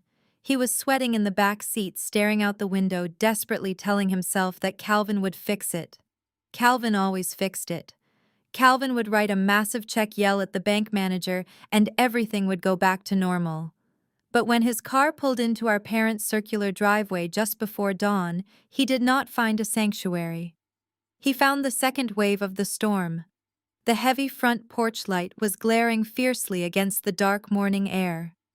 My father, Calvin, was standing on the brick front steps, wearing his silk bathrobe. He was not looking at the arriving car. He was not reading his morning paper. He was standing completely frozen, staring blankly at a thick, bright yellow legal document that had been securely taped to his heavy oak front door. DeAndre ran up the steps, his voice cracking as he shouted for his dad to help him. He started frantically explaining that the bank had made a huge mistake, that the cars were gone, and that his accounts were somehow locked. But Calvin did not even look at his golden child. His hands were shaking violently. He slowly peeled the heavy legal notice off the wood. It was the official notice of default and immediate foreclosure from Zuri Holdings. DeAndre stopped talking when he saw the sheer, unadulterated terror in his father's eyes. Calvin looked at his son, his face instantly aging 10 years in a single night. "We have nothing left," Calvin whispered, his voice completely hollow, devoid of the booming authority he usually carried. "The bank took it all." "You told me the business was thriving, DeAndre. You sat at my dinner table and told me the loan was completely secure." DeAndre stammered, trying to construct a lie on the spot. He claimed it was just a temporary restructuring issue with his new private equity lenders, promising he could clear it up by the afternoon. But the official court seal on the foreclosure notice was absolute. Calvin pushed past him and walked back into the house, leaving the front door wide open. Inside, the situation was even worse. Brenda was sitting at the massive granite kitchen island, her phone surrounded by a pile of cut-up credit cards. She was crying hysterically. She had woken up an hour earlier to a barrage of automated alerts from her premium wealth management banks. She had called the emergency 24-hour customer service line, ready to scream at a representative for the inconvenience. Instead, a polite operator informed her that every single account associated with her Social Security number was frozen. The massive home equity line of credit they had been using to secretly fund their lavish vacations and designer wardrobes was completely severed. The retirement savings they had pledged as collateral for DeAndre's business were locked in escrow pending the foreclosure investigation. They could not transfer funds. They could not withdraw cash. They could not even buy a gallon of milk. Calvin dropped the yellow foreclosure notice onto the kitchen counter. He looked at his wife, who was sobbing into her hands, and then he looked at the son who had just bankrupted their entire bloodline. The wealthy facade they had meticulously maintained for over 30 years shattered completely before the sun even came up. The country club memberships, the tailored suits, The arrogant smirks they wore while looking down on people like me, it was all gone. They were drowning. For the first time in their incredibly privileged lives, there was no secret bank account to bail them out. There was no one left to manipulate. The water was rising fast, pulling them under, and they had absolutely no idea that the daughter they had discarded was the one controlling the tide. By noon on Tuesday, the sheer, unadulterated panic radiating from my parents' house was practically vibrating through the city limits. Malik was sitting across from me in my home office, casually drinking a cup of dark roast coffee while monitoring the incoming communications on his secure corporate laptop. We had built an absolute impenetrable firewall around the executive structure of Zuri Holdings. My name was buried under layers of ironclad non-disclosure agreements and anonymous corporate trusts. To the outside world, the company was a massive, faceless financial juggernaut managed entirely by a phantom chief executive officer. Calvin did exactly what entitled arrogant men do when they suddenly hit a solid brick wall. He tried to bully his way through it. He immediately called his expensive, high-powered corporate attorneys at one of the most prestigious law firms in the state. According to the updates, Malik's network was intercepting. My father was screaming into the phone, demanding that his lawyers file an emergency court injunction to stop the foreclosure process. He aggressively ordered them to find a legal loophole in the commercial loan agreements, absolutely convinced that his status and his wealth could somehow invalidate a legally binding contract. But there were no loopholes. Zuri Holdings had executed the debt acquisition with flawless surgical precision. Less than 2 hours later, Calvin's legal team was forced to deliver the crushing, undeniable reality to their furious client. The debt transfer was perfectly legal. The default clauses were exceptionally rigid and completely unforgiving. Because DeAndre had missed 3 consecutive commercial payments, the bank was well within its rights to seize the collateral. And because Calvin and Brenda had foolishly attached their primary residence and their retirement portfolios as the ultimate guarantors for that debt, they were completely at the mercy of the new creditor. Calvin's lawyers told him the hard truth. They could not fight this in a courtroom. They had zero leverage. Their only remaining option was to swallow their immense pride, reach out to the holding company, and quite literally beg for their financial lives. At exactly 1 in the afternoon, the dedicated secure phone line on Malik's desk began to ring. It was the lead partner from Calvin's legal team. Malik looked at me across the desk, a slow, highly satisfied smile spreading across his face. He pressed the speakerphone button, allowing the desperate, tense voice of my father's attorney to echo through my quiet home office. "This is Malik, lead counsel for Zuri Holdings," he answered, his voice dropping into a register of pure, intimidating corporate ice. "State your business." The lawyer on the other end cleared his throat nervously. "Yes, Malik, thank you for taking my call. I am representing Calvin and DeAndre regarding the recent accelerated foreclosure filings executed by your firm this morning. We believe there has been a significant misunderstanding regarding the payment schedules. My clients are prominent, highly respected members of the local business community. We are formally requesting an emergency 30-day grace period to restructure the liquid assets and satisfy the outstanding balance." I sat back in my leather chair listening to this highly paid professional grovel on behalf of the man who had told me I was completely worthless just 3 months ago. Calvin was too much of a coward to make the call himself. He was hiding behind his legal shield, desperately hoping that his fabricated reputation would save him from total ruin. Malik leaned back and let a heavy, suffocating silence stretch over the phone line for a full 30 seconds. He let the attorney sweat.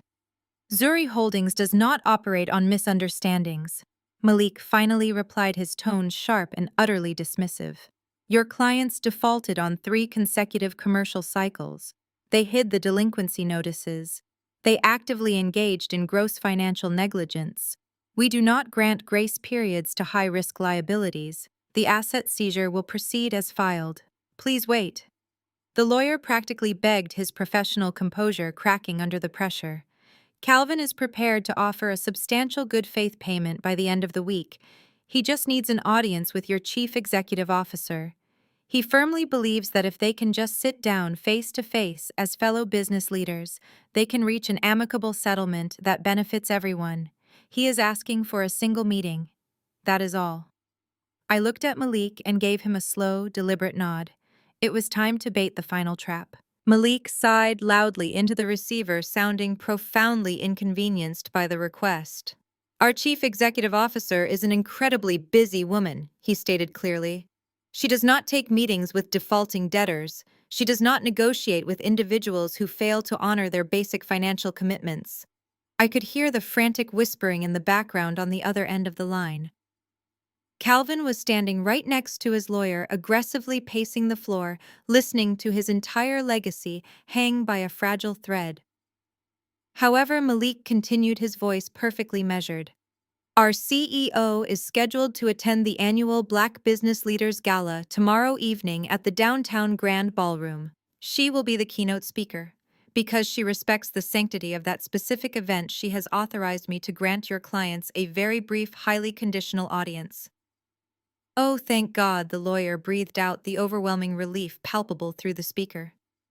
Thank you. What time should they be there?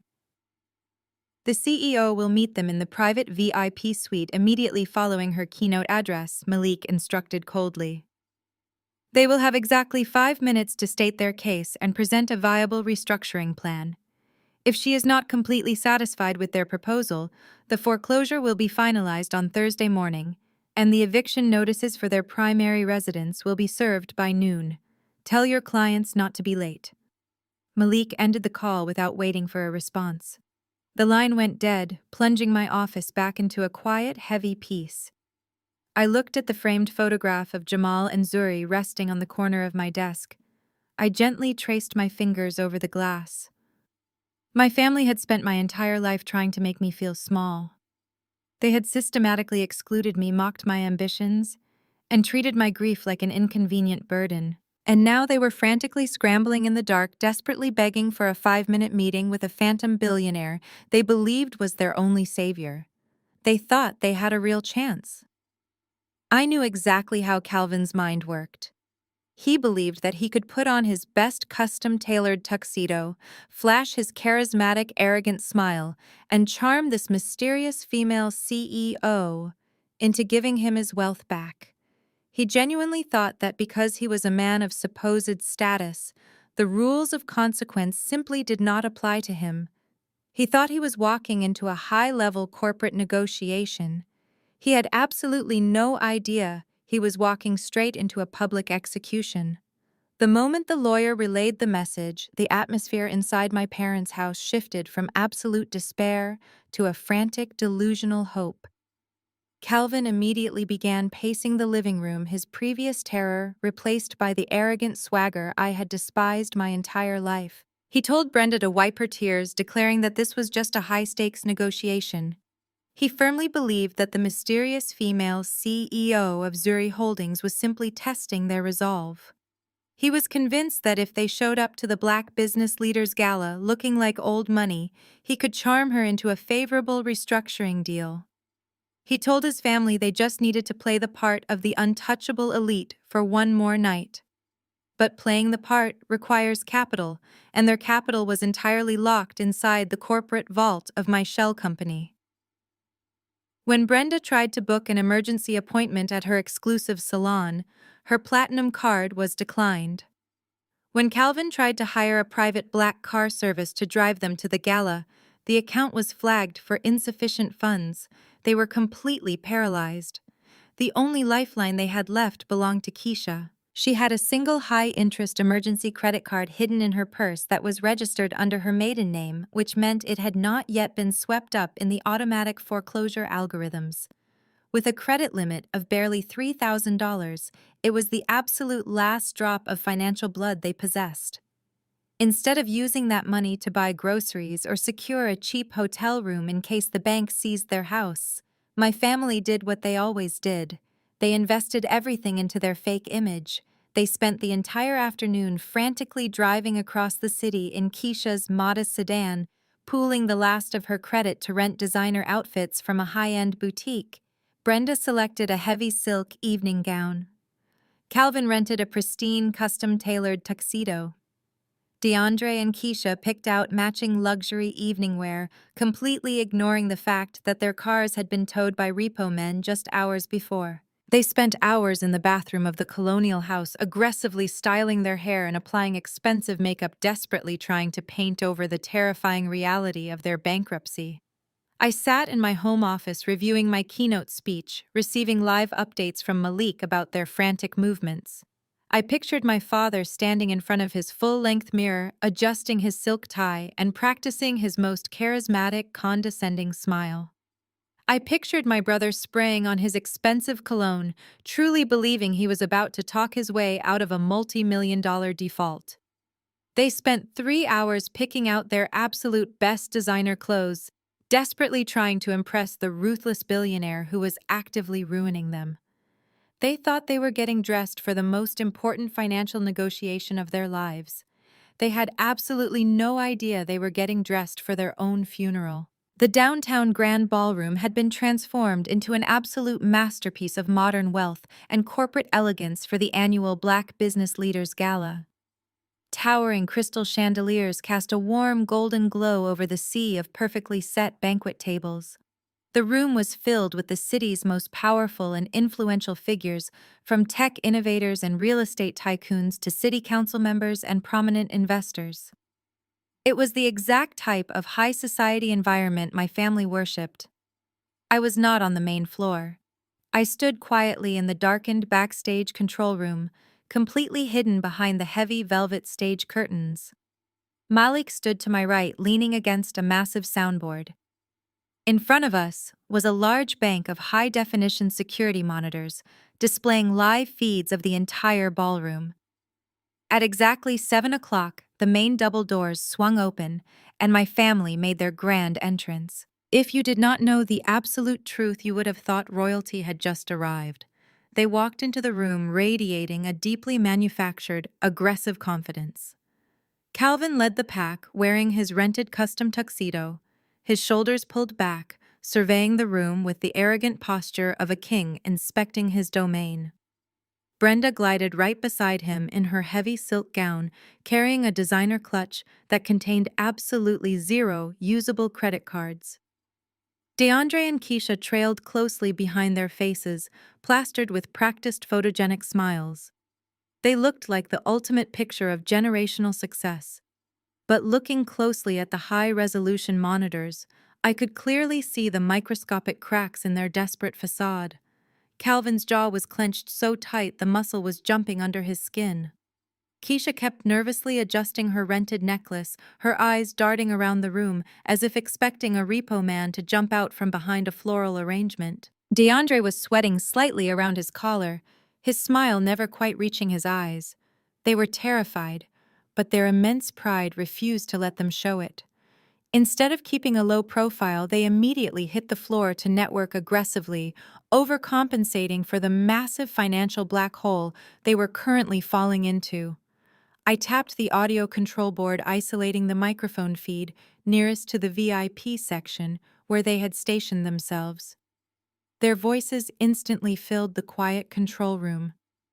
Calvin wasted absolutely no time. He intercepted a prominent local real estate developer and a senior vice president of a regional bank. I listened in cold silence as my father began weaving an elaborate, sickening web of lies. "Oh, the business is absolutely booming," Calvin boomed loudly, slapping the bank executive on the shoulder. His voice dripped with fake, relaxed confidence. "We are actually in the middle of a massive strategic corporate restructuring right now. We are just optimizing the portfolio and liquidating some redundant assets. You know exactly how it is when you reach a certain tax bracket. The accounting gets highly complicated." The real estate developer frowned, slightly swirling his bourbon. "Really?" he asked. "Because I heard some rather concerning rumors buzzing around the financial district this morning regarding elite prestige. Something about a massive commercial default." Calvin threw his head back and let out a loud, entirely hollow laugh. He waved his hand dismissively as if the developer had just told a mildly amusing joke. That is just the inevitable noise of aggressive market expansion. Calvin lied seamlessly, not missing a single beat. People see a company shifting its capital, and they immediately assume the worst.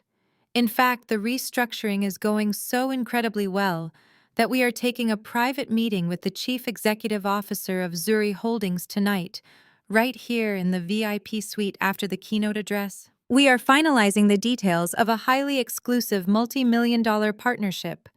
She personally requested the audience. I stared at the monitor, absolutely mesmerized by his profound delusion.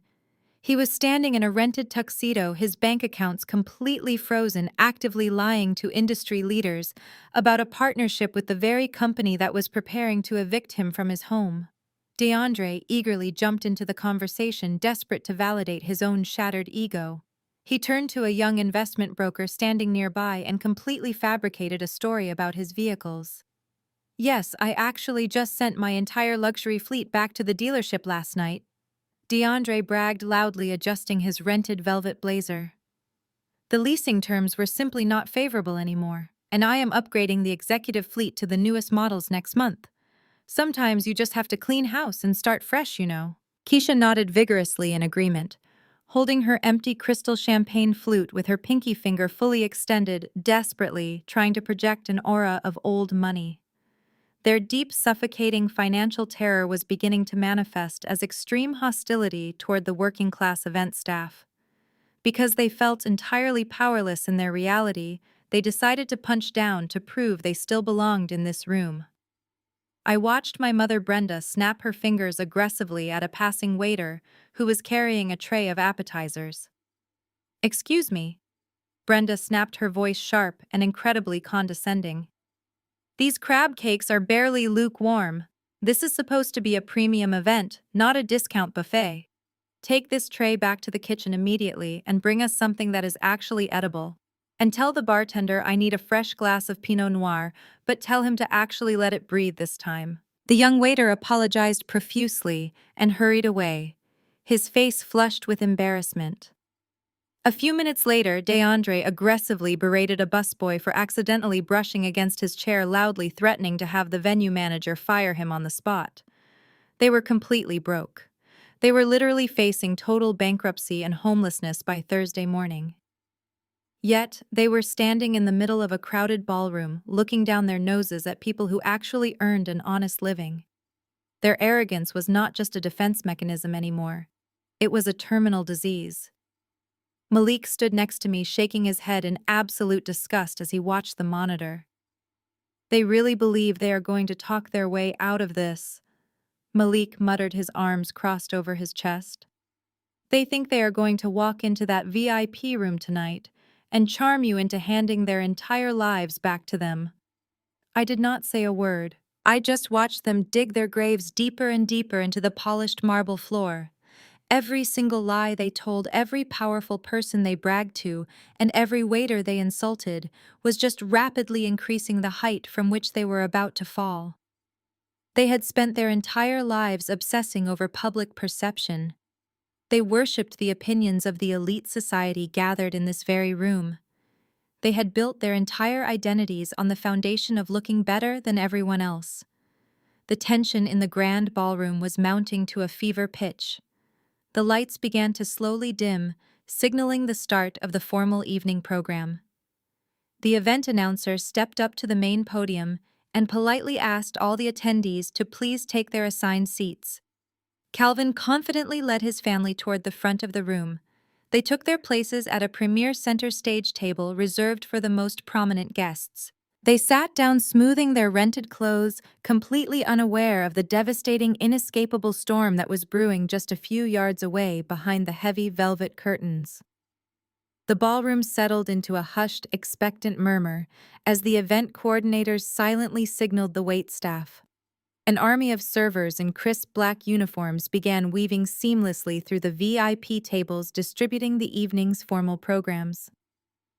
Tucked inside each heavy velvet presentation folder was a complimentary copy of the city's premier financial quarterly magazine, a special edition printed exclusively for the gala attendees. I leaned closer to the security monitor in the backstage control room, my heart beating with a steady, icy rhythm. I watched as a young waiter gently placed a velvet folder directly in front of Keisha. Keisha was half listening to Brenda complain about the ambient lighting when she casually flipped open the folder. She picked up the glossy magazine with one hand, holding her freshly filled crystal champagne flute in the other. She intended to briefly scan the pages for pictures of people she knew hunting for any scrap of society gossip to distract herself from her financial terror. Instead, her eyes landed dead center on the cover.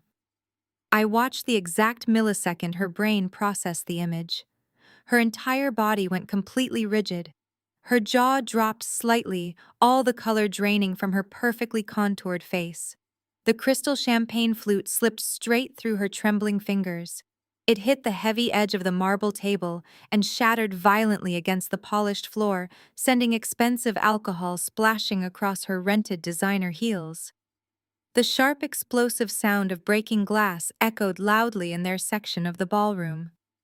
Several heads turned in their direction, annoyed by the sudden disruption. DeAndre immediately hissed at his wife, clearly embarrassed by the clumsy destruction of their fake perfect image. He grabbed a cloth napkin and leaned over angrily, asking her what was wrong with her. But Keisha could not speak. She was completely paralyzed, staring down at the glossy paper in her lap as if it were a live explosive. Frustrated by her absolute silence, DeAndre reached over and aggressively snatched the magazine from her hands. I watched the blood rapidly drain from my brother's face, leaving behind a sickly, chalky gray pallor. Staring back at him from the cover of the prestigious financial publication was a high-fashion, full-page portrait of his little sister. I was wearing a razor-sharp, bespoke designer suit, looking directly into the camera lens with an expression of absolute, untouchable authority.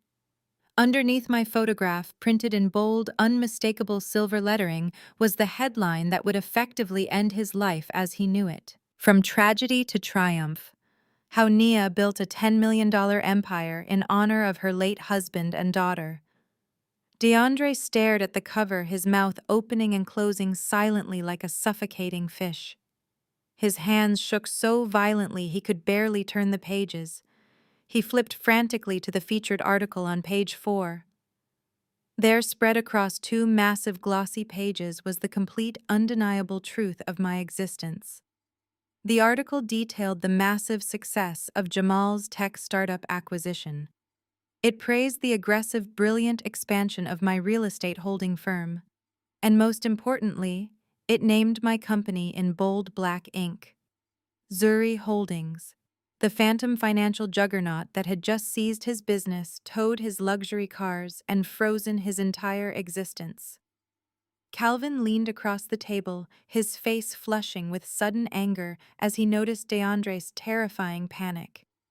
"Give me that," Calvin demanded in a harsh whisper, snatching the magazine out of his son's trembling hands. Brenda leaned over Calvin's shoulder, adjusting her reading glasses to see what had caused such a dramatic public reaction from her golden child.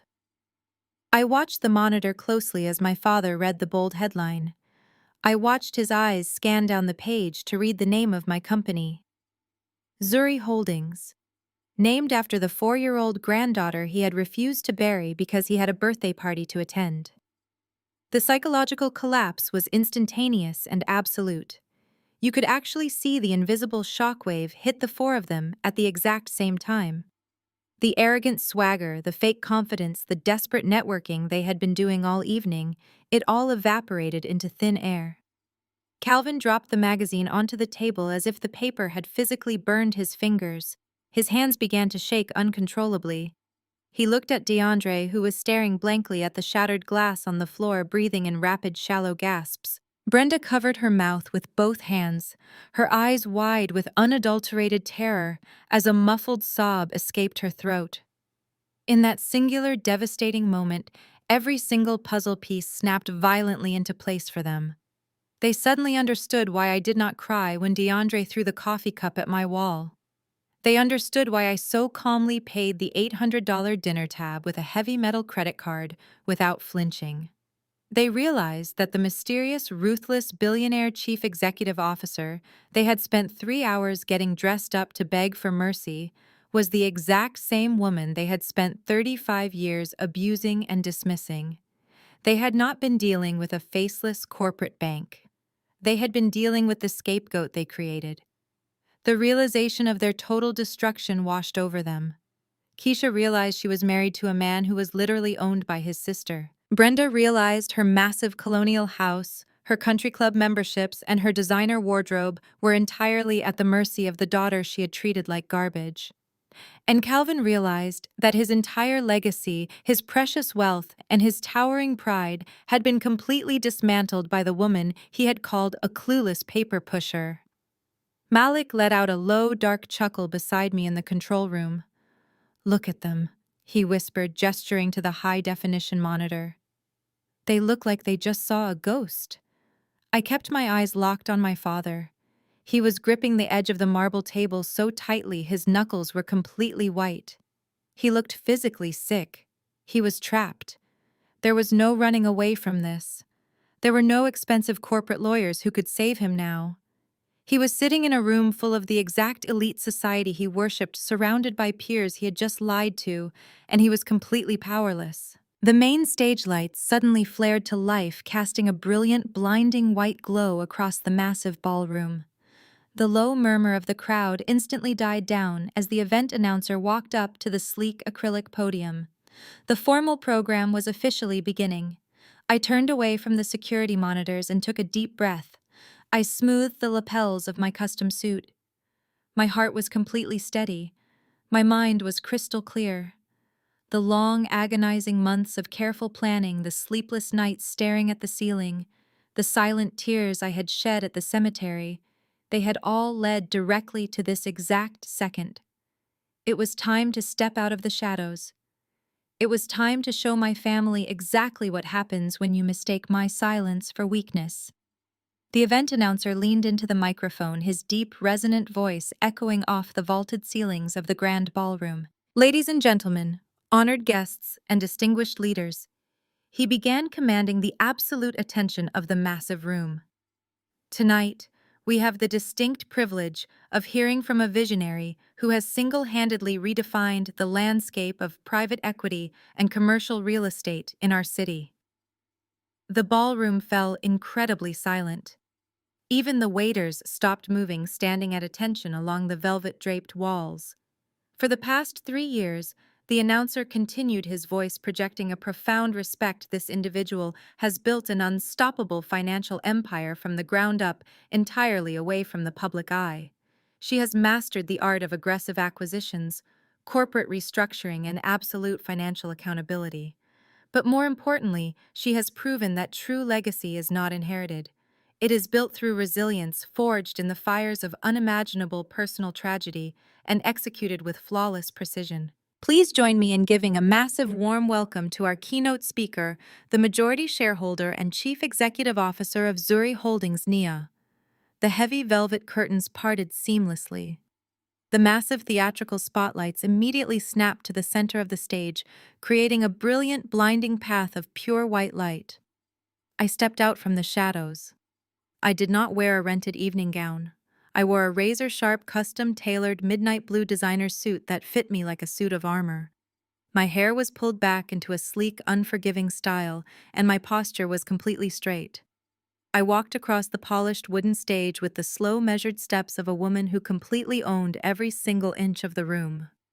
The clicking of my stilettos echoed briefly before the entire ballroom erupted into a deafening roar of thunderous applause. Hundreds of the city's most powerful bankers, politicians, and developers stood up from their tables, offering me a standing ovation before I had even spoken a single word. I walked directly to the clear acrylic podium and placed my hands firmly on the edges. I looked out over the sea of applauding elite, the bright stage lights reflecting off the crystal chandeliers above them. And then I lowered my gaze directly to the premier center stage VIP table, located exactly 10 feet in front of my podium. The contrast was absolutely breathtaking. While the rest of the ballroom was standing and cheering wildly, my biological family was completely paralyzed. They were physically glued to their rented chairs, staring up at me as if they were looking at a terrifying apparition. My father Calvin had lost all the color in his face. His mouth hung slightly open, his hands gripping the white tablecloth so hard I could see his knuckles turning stark white. My mother Brenda was visibly shaking, a single tear cutting through her heavy, expensive makeup, her chest heaving with shallow, panicked breaths. Keisha was staring at the floor, completely unable to make eye contact with me, her hands folded tightly in her lap. And DeAndre, my golden child brother, looked completely destroyed. The arrogant smirk he had worn since childhood was permanently erased, replaced by a look of sheer, unadulterated horror. He was looking at the sister he had called a clueless paper pusher, realizing that I was currently receiving a standing ovation from the exact billionaires he had spent his entire life desperately trying to impress. I waited patiently for the applause to die down. When the attendees finally took their seats and the room settled into a heavy, expectant silence, I leaned into the microphone. "Thank you," I said, my voice carrying clearly and powerfully across the massive space. "It is a profound honor to stand before you tonight." I let my eyes sweep across the crowd before locking my gaze dead center onto my father. 3 months ago, my entire world was violently erased. I began, my tone completely steady, devoid of the tears my family was so accustomed to seeing. I lost my brilliant husband and my beautiful 4-year-old daughter in a horrific accident.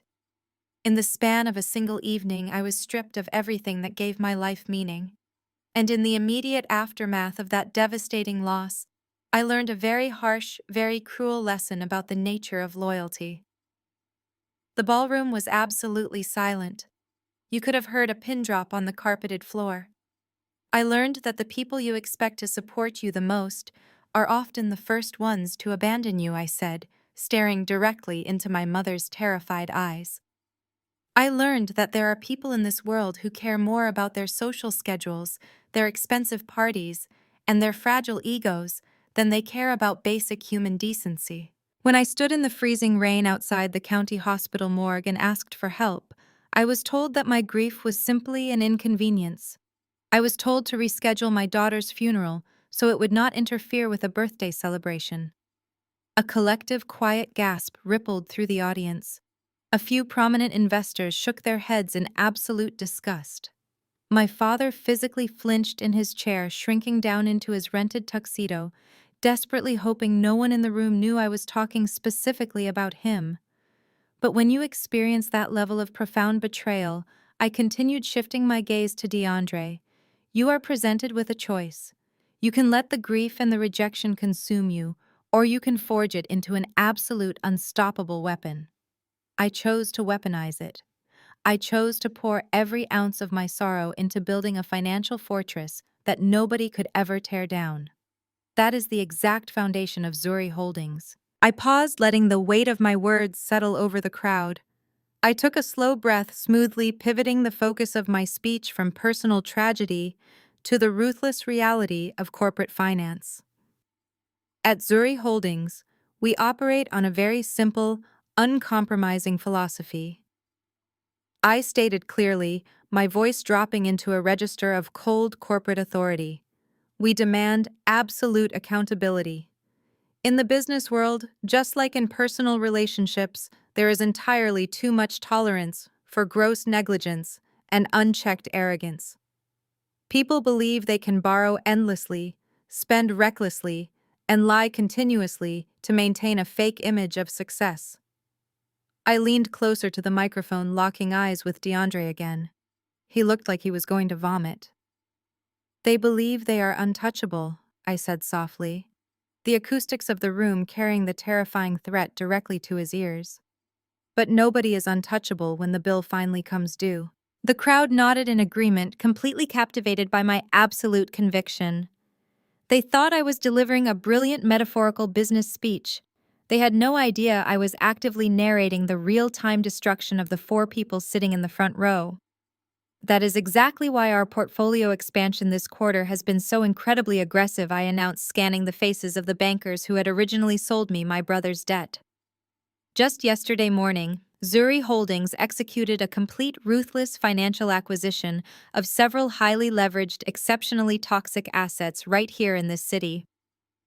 Calvin's head dropped. He stared at his empty dinner plate, the reality of his total public humiliation crushing his spine. We targeted individuals who prioritize absolute vanity over basic financial responsibility. I continued driving the final nail into their coffin. We acquired the defaulted commercial loans of failing luxury lifestyle brands. We seized the frozen bank accounts of the negligent guarantors who foolishly mortgaged their family homes to fund those delusions. We did not offer grace periods. We did not accept their desperate apologies. We simply bought their debt, foreclosed on their properties, and completely liquidated their fake empires. We removed the toxic waste from the market so that genuine, honest businesses could thrive. The ballroom erupted into a massive round of applause. The investors and corporate leaders loved the aggressive rhetoric. They clapped loudly, cheering for the brilliant executive who was cleaning up the financial sector, entirely oblivious to the fact that the toxic waste I was describing was sitting right at the VIP table. I stood at the podium and watched my family drown in the deafening sound of my success. DeAndre had his hands covering his face. Brenda was weeping silently, her mascara running down her cheeks. Calvin looked like a hollow, empty shell of a man. They were surrounded by hundreds of people clapping for the woman who had just legally rendered them homeless. I would like to dedicate the massive success of this recent acquisition directly to my late husband Jamal and my beautiful daughter Zuri. I concluded, my voice ringing with absolute, unshakable triumph. They taught me what true love looks like, and they gave me the strength to permanently remove the toxic elements from my life. Thank you all for your time, and please enjoy the rest of your evening. I stepped back from the podium as the audience leapt to their feet for a second standing ovation. The applause was absolutely deafening, a roaring wave of validation that washed away the last lingering shadows of my childhood insecurities. I did not smile. I simply offered a polite professional nod to the crowd. I turned sharply on my heel and walked purposefully off the stage, disappearing back through the heavy velvet curtains. As soon as I stepped into the backstage shadows, Malik was waiting for me with a deeply satisfied grin. Flawless, Malik whispered, handing me a glass of iced water. You just dismantled them in front of the entire city, and the city actually cheered for it.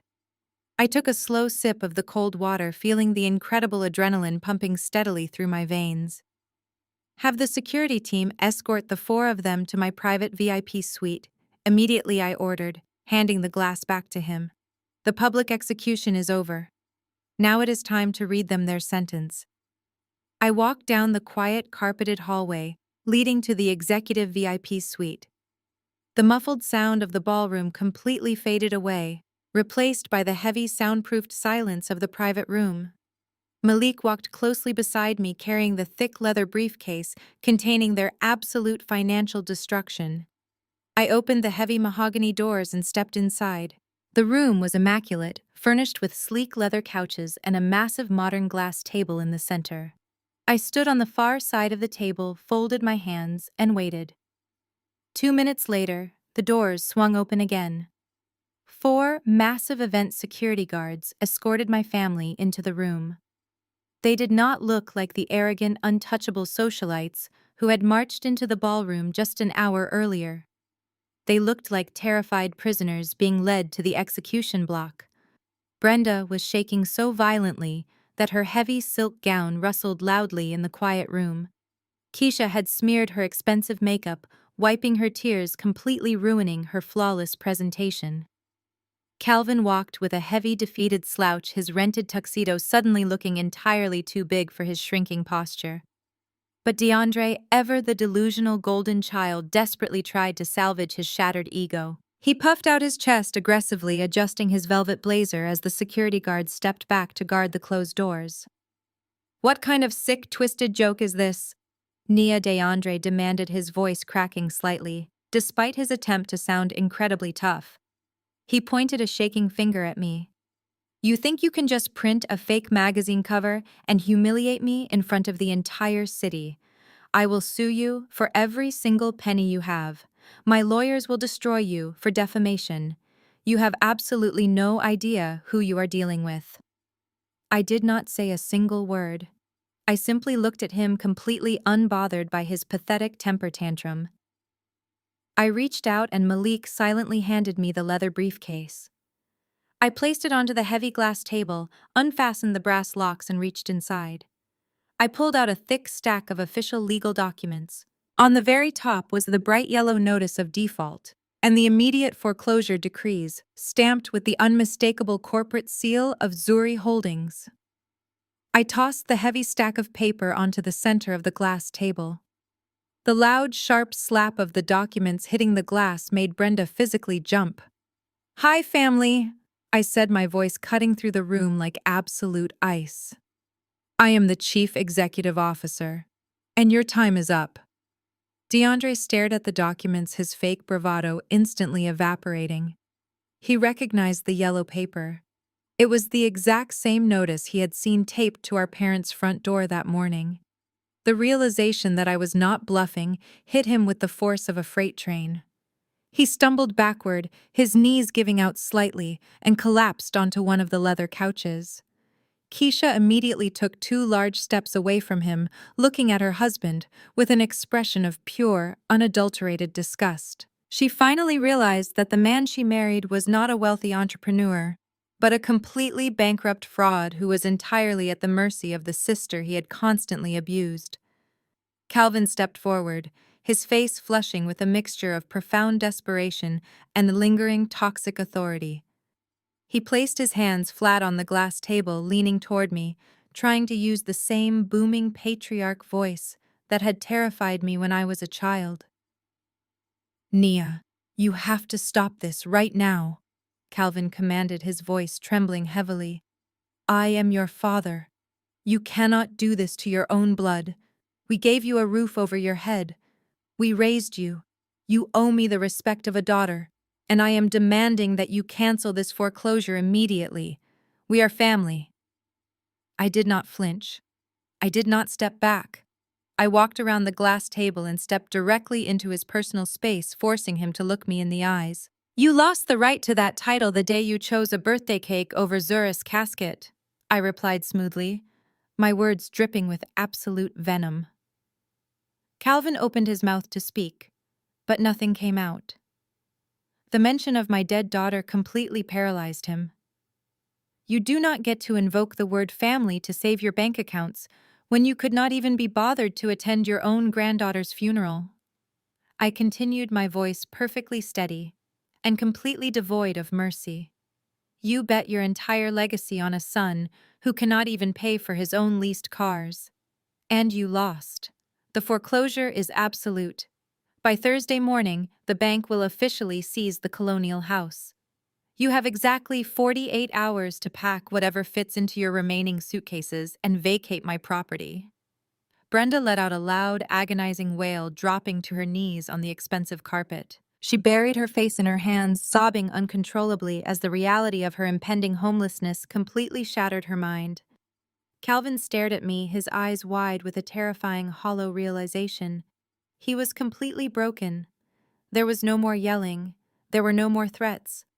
He slowly backed away from the table, looking at me not as his scapegoat daughter, but as the ruthless, unstoppable force that had just erased his entire existence. I turned to the security guards standing by the heavy mahogany doors. "Escort them out through the service elevator," I ordered, not sparing my family a single backward glance. They no longer belong in the VIP section. The heavy mahogany doors clicked shut, severing my family from the VIP suite and effectively banishing them from the elite world they loved more than me. I stood in the quiet room with Malik, listening to the faint, muffled sounds of the gala continuing outside. I did not feel a single ounce of guilt. I just felt an overwhelming, profound sense of justice. The dominoes fell with a speed and brutality that was almost breathtaking to witness. The fallout was not just financial. It was a complete, highly public social collapse. Because DeAndre and Keisha no longer had vehicles and were locked out of their rented luxury mansion by the court order, they attempted to check into a five-star hotel downtown later that night. Keisha confidently handed her emergency credit card to the front desk concierge, fully expecting to charge a premium suite. The concierge ran the card and politely informed her it was declined. It was completely maxed out from the designer clothes they had rented for the gala. Keisha tried to argue, her voice echoing loudly through the quiet, opulent hotel lobby. When the concierge firmly told them they had to leave the premises, the absolute reality of DeAndre's bankruptcy finally shattered Keisha's delusions. Right there in the middle of the hotel lobby in front of wealthy guests and security guards, Keisha erupted. She screamed at DeAndre at the top of her lungs, calling him a pathetic fraud and a complete failure.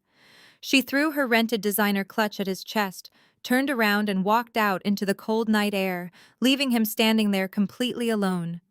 She filed for divorce exactly 3 days later, citing irreconcilable differences and massive financial fraud. Thursday morning arrived with cold, clear skies. Exactly 48 hours after the gala, the sheriff's deputies pulled into the circular driveway of my parents' massive colonial house. They were accompanied by a team of professional movers hired by Zuri Holdings. Calvin and Brenda, the former king and queen of their affluent suburban neighborhood, were forced to carry cheap cardboard boxes out the front door under the watchful eyes of their wealthy neighbors. They had to leave behind the custom furniture, the imported artwork, and the massive crystal chandeliers they had spent 30 years accumulating. I legally seized the property and immediately put it on the market.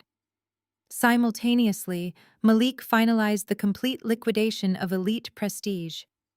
DeAndre's leased commercial office spaces were emptied. His inventory was sold off at auction for pennies on the dollar. The luxury lifestyle brand he had weaponized against me was completely erased from existence. My parents were forced to downsize to a tiny, cramped two-bedroom apartment on the far industrial outskirts of the city. The apartment building was located right next to a massive, noisy highway. There were no heated swimming pools. There were no manicured lawns.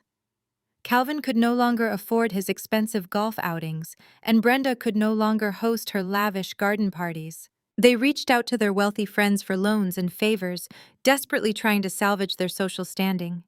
But high society is incredibly cruel to people who lose their money. The bank executives, the real estate developers, and the country club members who used to praise them simply stopped returning their phone calls. My parents became total pariahs, completely exiled from the only community they ever cared about. DeAndre's fate was perhaps the most poetic justice of all. With his credit completely destroyed, his business liquidated, and his parents entirely unable to bail him out, he was finally forced to face the real world. He needed cash just to afford basic groceries and pay for a cheap studio apartment. He applied for several corporate management positions, but his background checks revealed massive commercial defaults and zero actual qualifications. He was ultimately forced to take a minimum wage retail job. My golden child brother, the man who used to spray vintage champagne on marble floors, was now a floor associate at a high-end clothing store in the local mall. He spent 40 hours a week folding the exact same designer shirts he used to brag about buying. He had to politely smile and serve the very same wealthy socialites he used to party with. The absolute daily humiliation broke whatever fragile ego he had left. I thought I had seen the last of them. I thought the boundaries I had drawn were permanently secured. But toxic people rarely surrender without one final desperate attempt at manipulation. 2 weeks after the gala, I was sitting in my brand new high-rise corporate office. I was looking over the final architectural blueprints for a state-of-the-art community youth center I was funding in the city. The intercom on my sleek wooden desk chimed softly. My executive assistant informed me that a woman was causing a scene down in the main lobby. She was crying hysterically, refusing to leave the reception area and claiming it was a family emergency. I knew exactly who it was. I told my assistant to have security escort the woman up to my floor, but to hold her in the reception area outside my glass doors. I stood up, smoothed my tailored blazer, and walked out of my office. Brenda was standing near the elevators, flanked by two large security guards. She looked entirely unrecognizable from the arrogant woman who had demanded I sell my house. She was wearing a cheap faded sweater. Her hair was completely unstyled, and her face was heavily lined with exhaustion and stress. When she saw me walk through the glass doors, she immediately burst into loud theatrical tears. Naya, Brenda wailed, reaching her hands out toward me. "Oh, my baby, please, you have to talk to me. You have to help us." I stopped walking, keeping a solid 10 feet of distance between us. I did not cross my arms. I did not show anger. I just looked at her with the cold, detached observation of a stranger. Brenda took a step forward, her voice trembling with manufactured desperation. "Your father is a broken man, Nia. We are living in a horrible tiny apartment. The heater barely works. DeAndre is absolutely miserable. We have lost everything. Please, I know we made mistakes, but we are your family. You are my daughter. You cannot just leave your own blood out in the cold like this. Family is supposed to forgive each other." She used the word family like a weapon, hoping to strike the old, deeply ingrained childhood guilt that she had spent decades programming into my brain. She thought the sight of her crying would magically erase the memory of her praising DeAndre while I buried my child. She thought blood was a universal currency that could buy her way out of the consequences she rightfully earned. I looked at her tear-stained face, and I felt absolutely nothing. The emotional well was completely dry. I walked slowly over to the receptionist's desk. I did not raise my voice. I did not engage in a screaming match. I simply reached out and pressed the red security button on the console. "Family shows up when it is dark," I said, my voice carrying a quiet, absolute finality that echoed through the marble reception area. "You only showed up when you saw the gold." Brenda froze, her tears instantly stopping as the absolute coldness of my words hit her. "Escort her out," I instructed the two security guards. "And if she or any other member of her family steps foot in this building again, have them arrested for trespassing." The guards immediately stepped forward, taking Brenda by the arms and guiding her toward the descending elevators. She did not fight them. She did not scream. She just stared at me, her eyes wide with the terrifying realization that I was completely permanently gone. The elevator doors slid shut, severing the very last tie to the people who had brought me into this world. I turned around and walked back into my office. I walked past my heavy wooden desk and stood by the massive floor-to-ceiling windows. The city stretched out below me, bathed in the warm golden light of the late afternoon sun.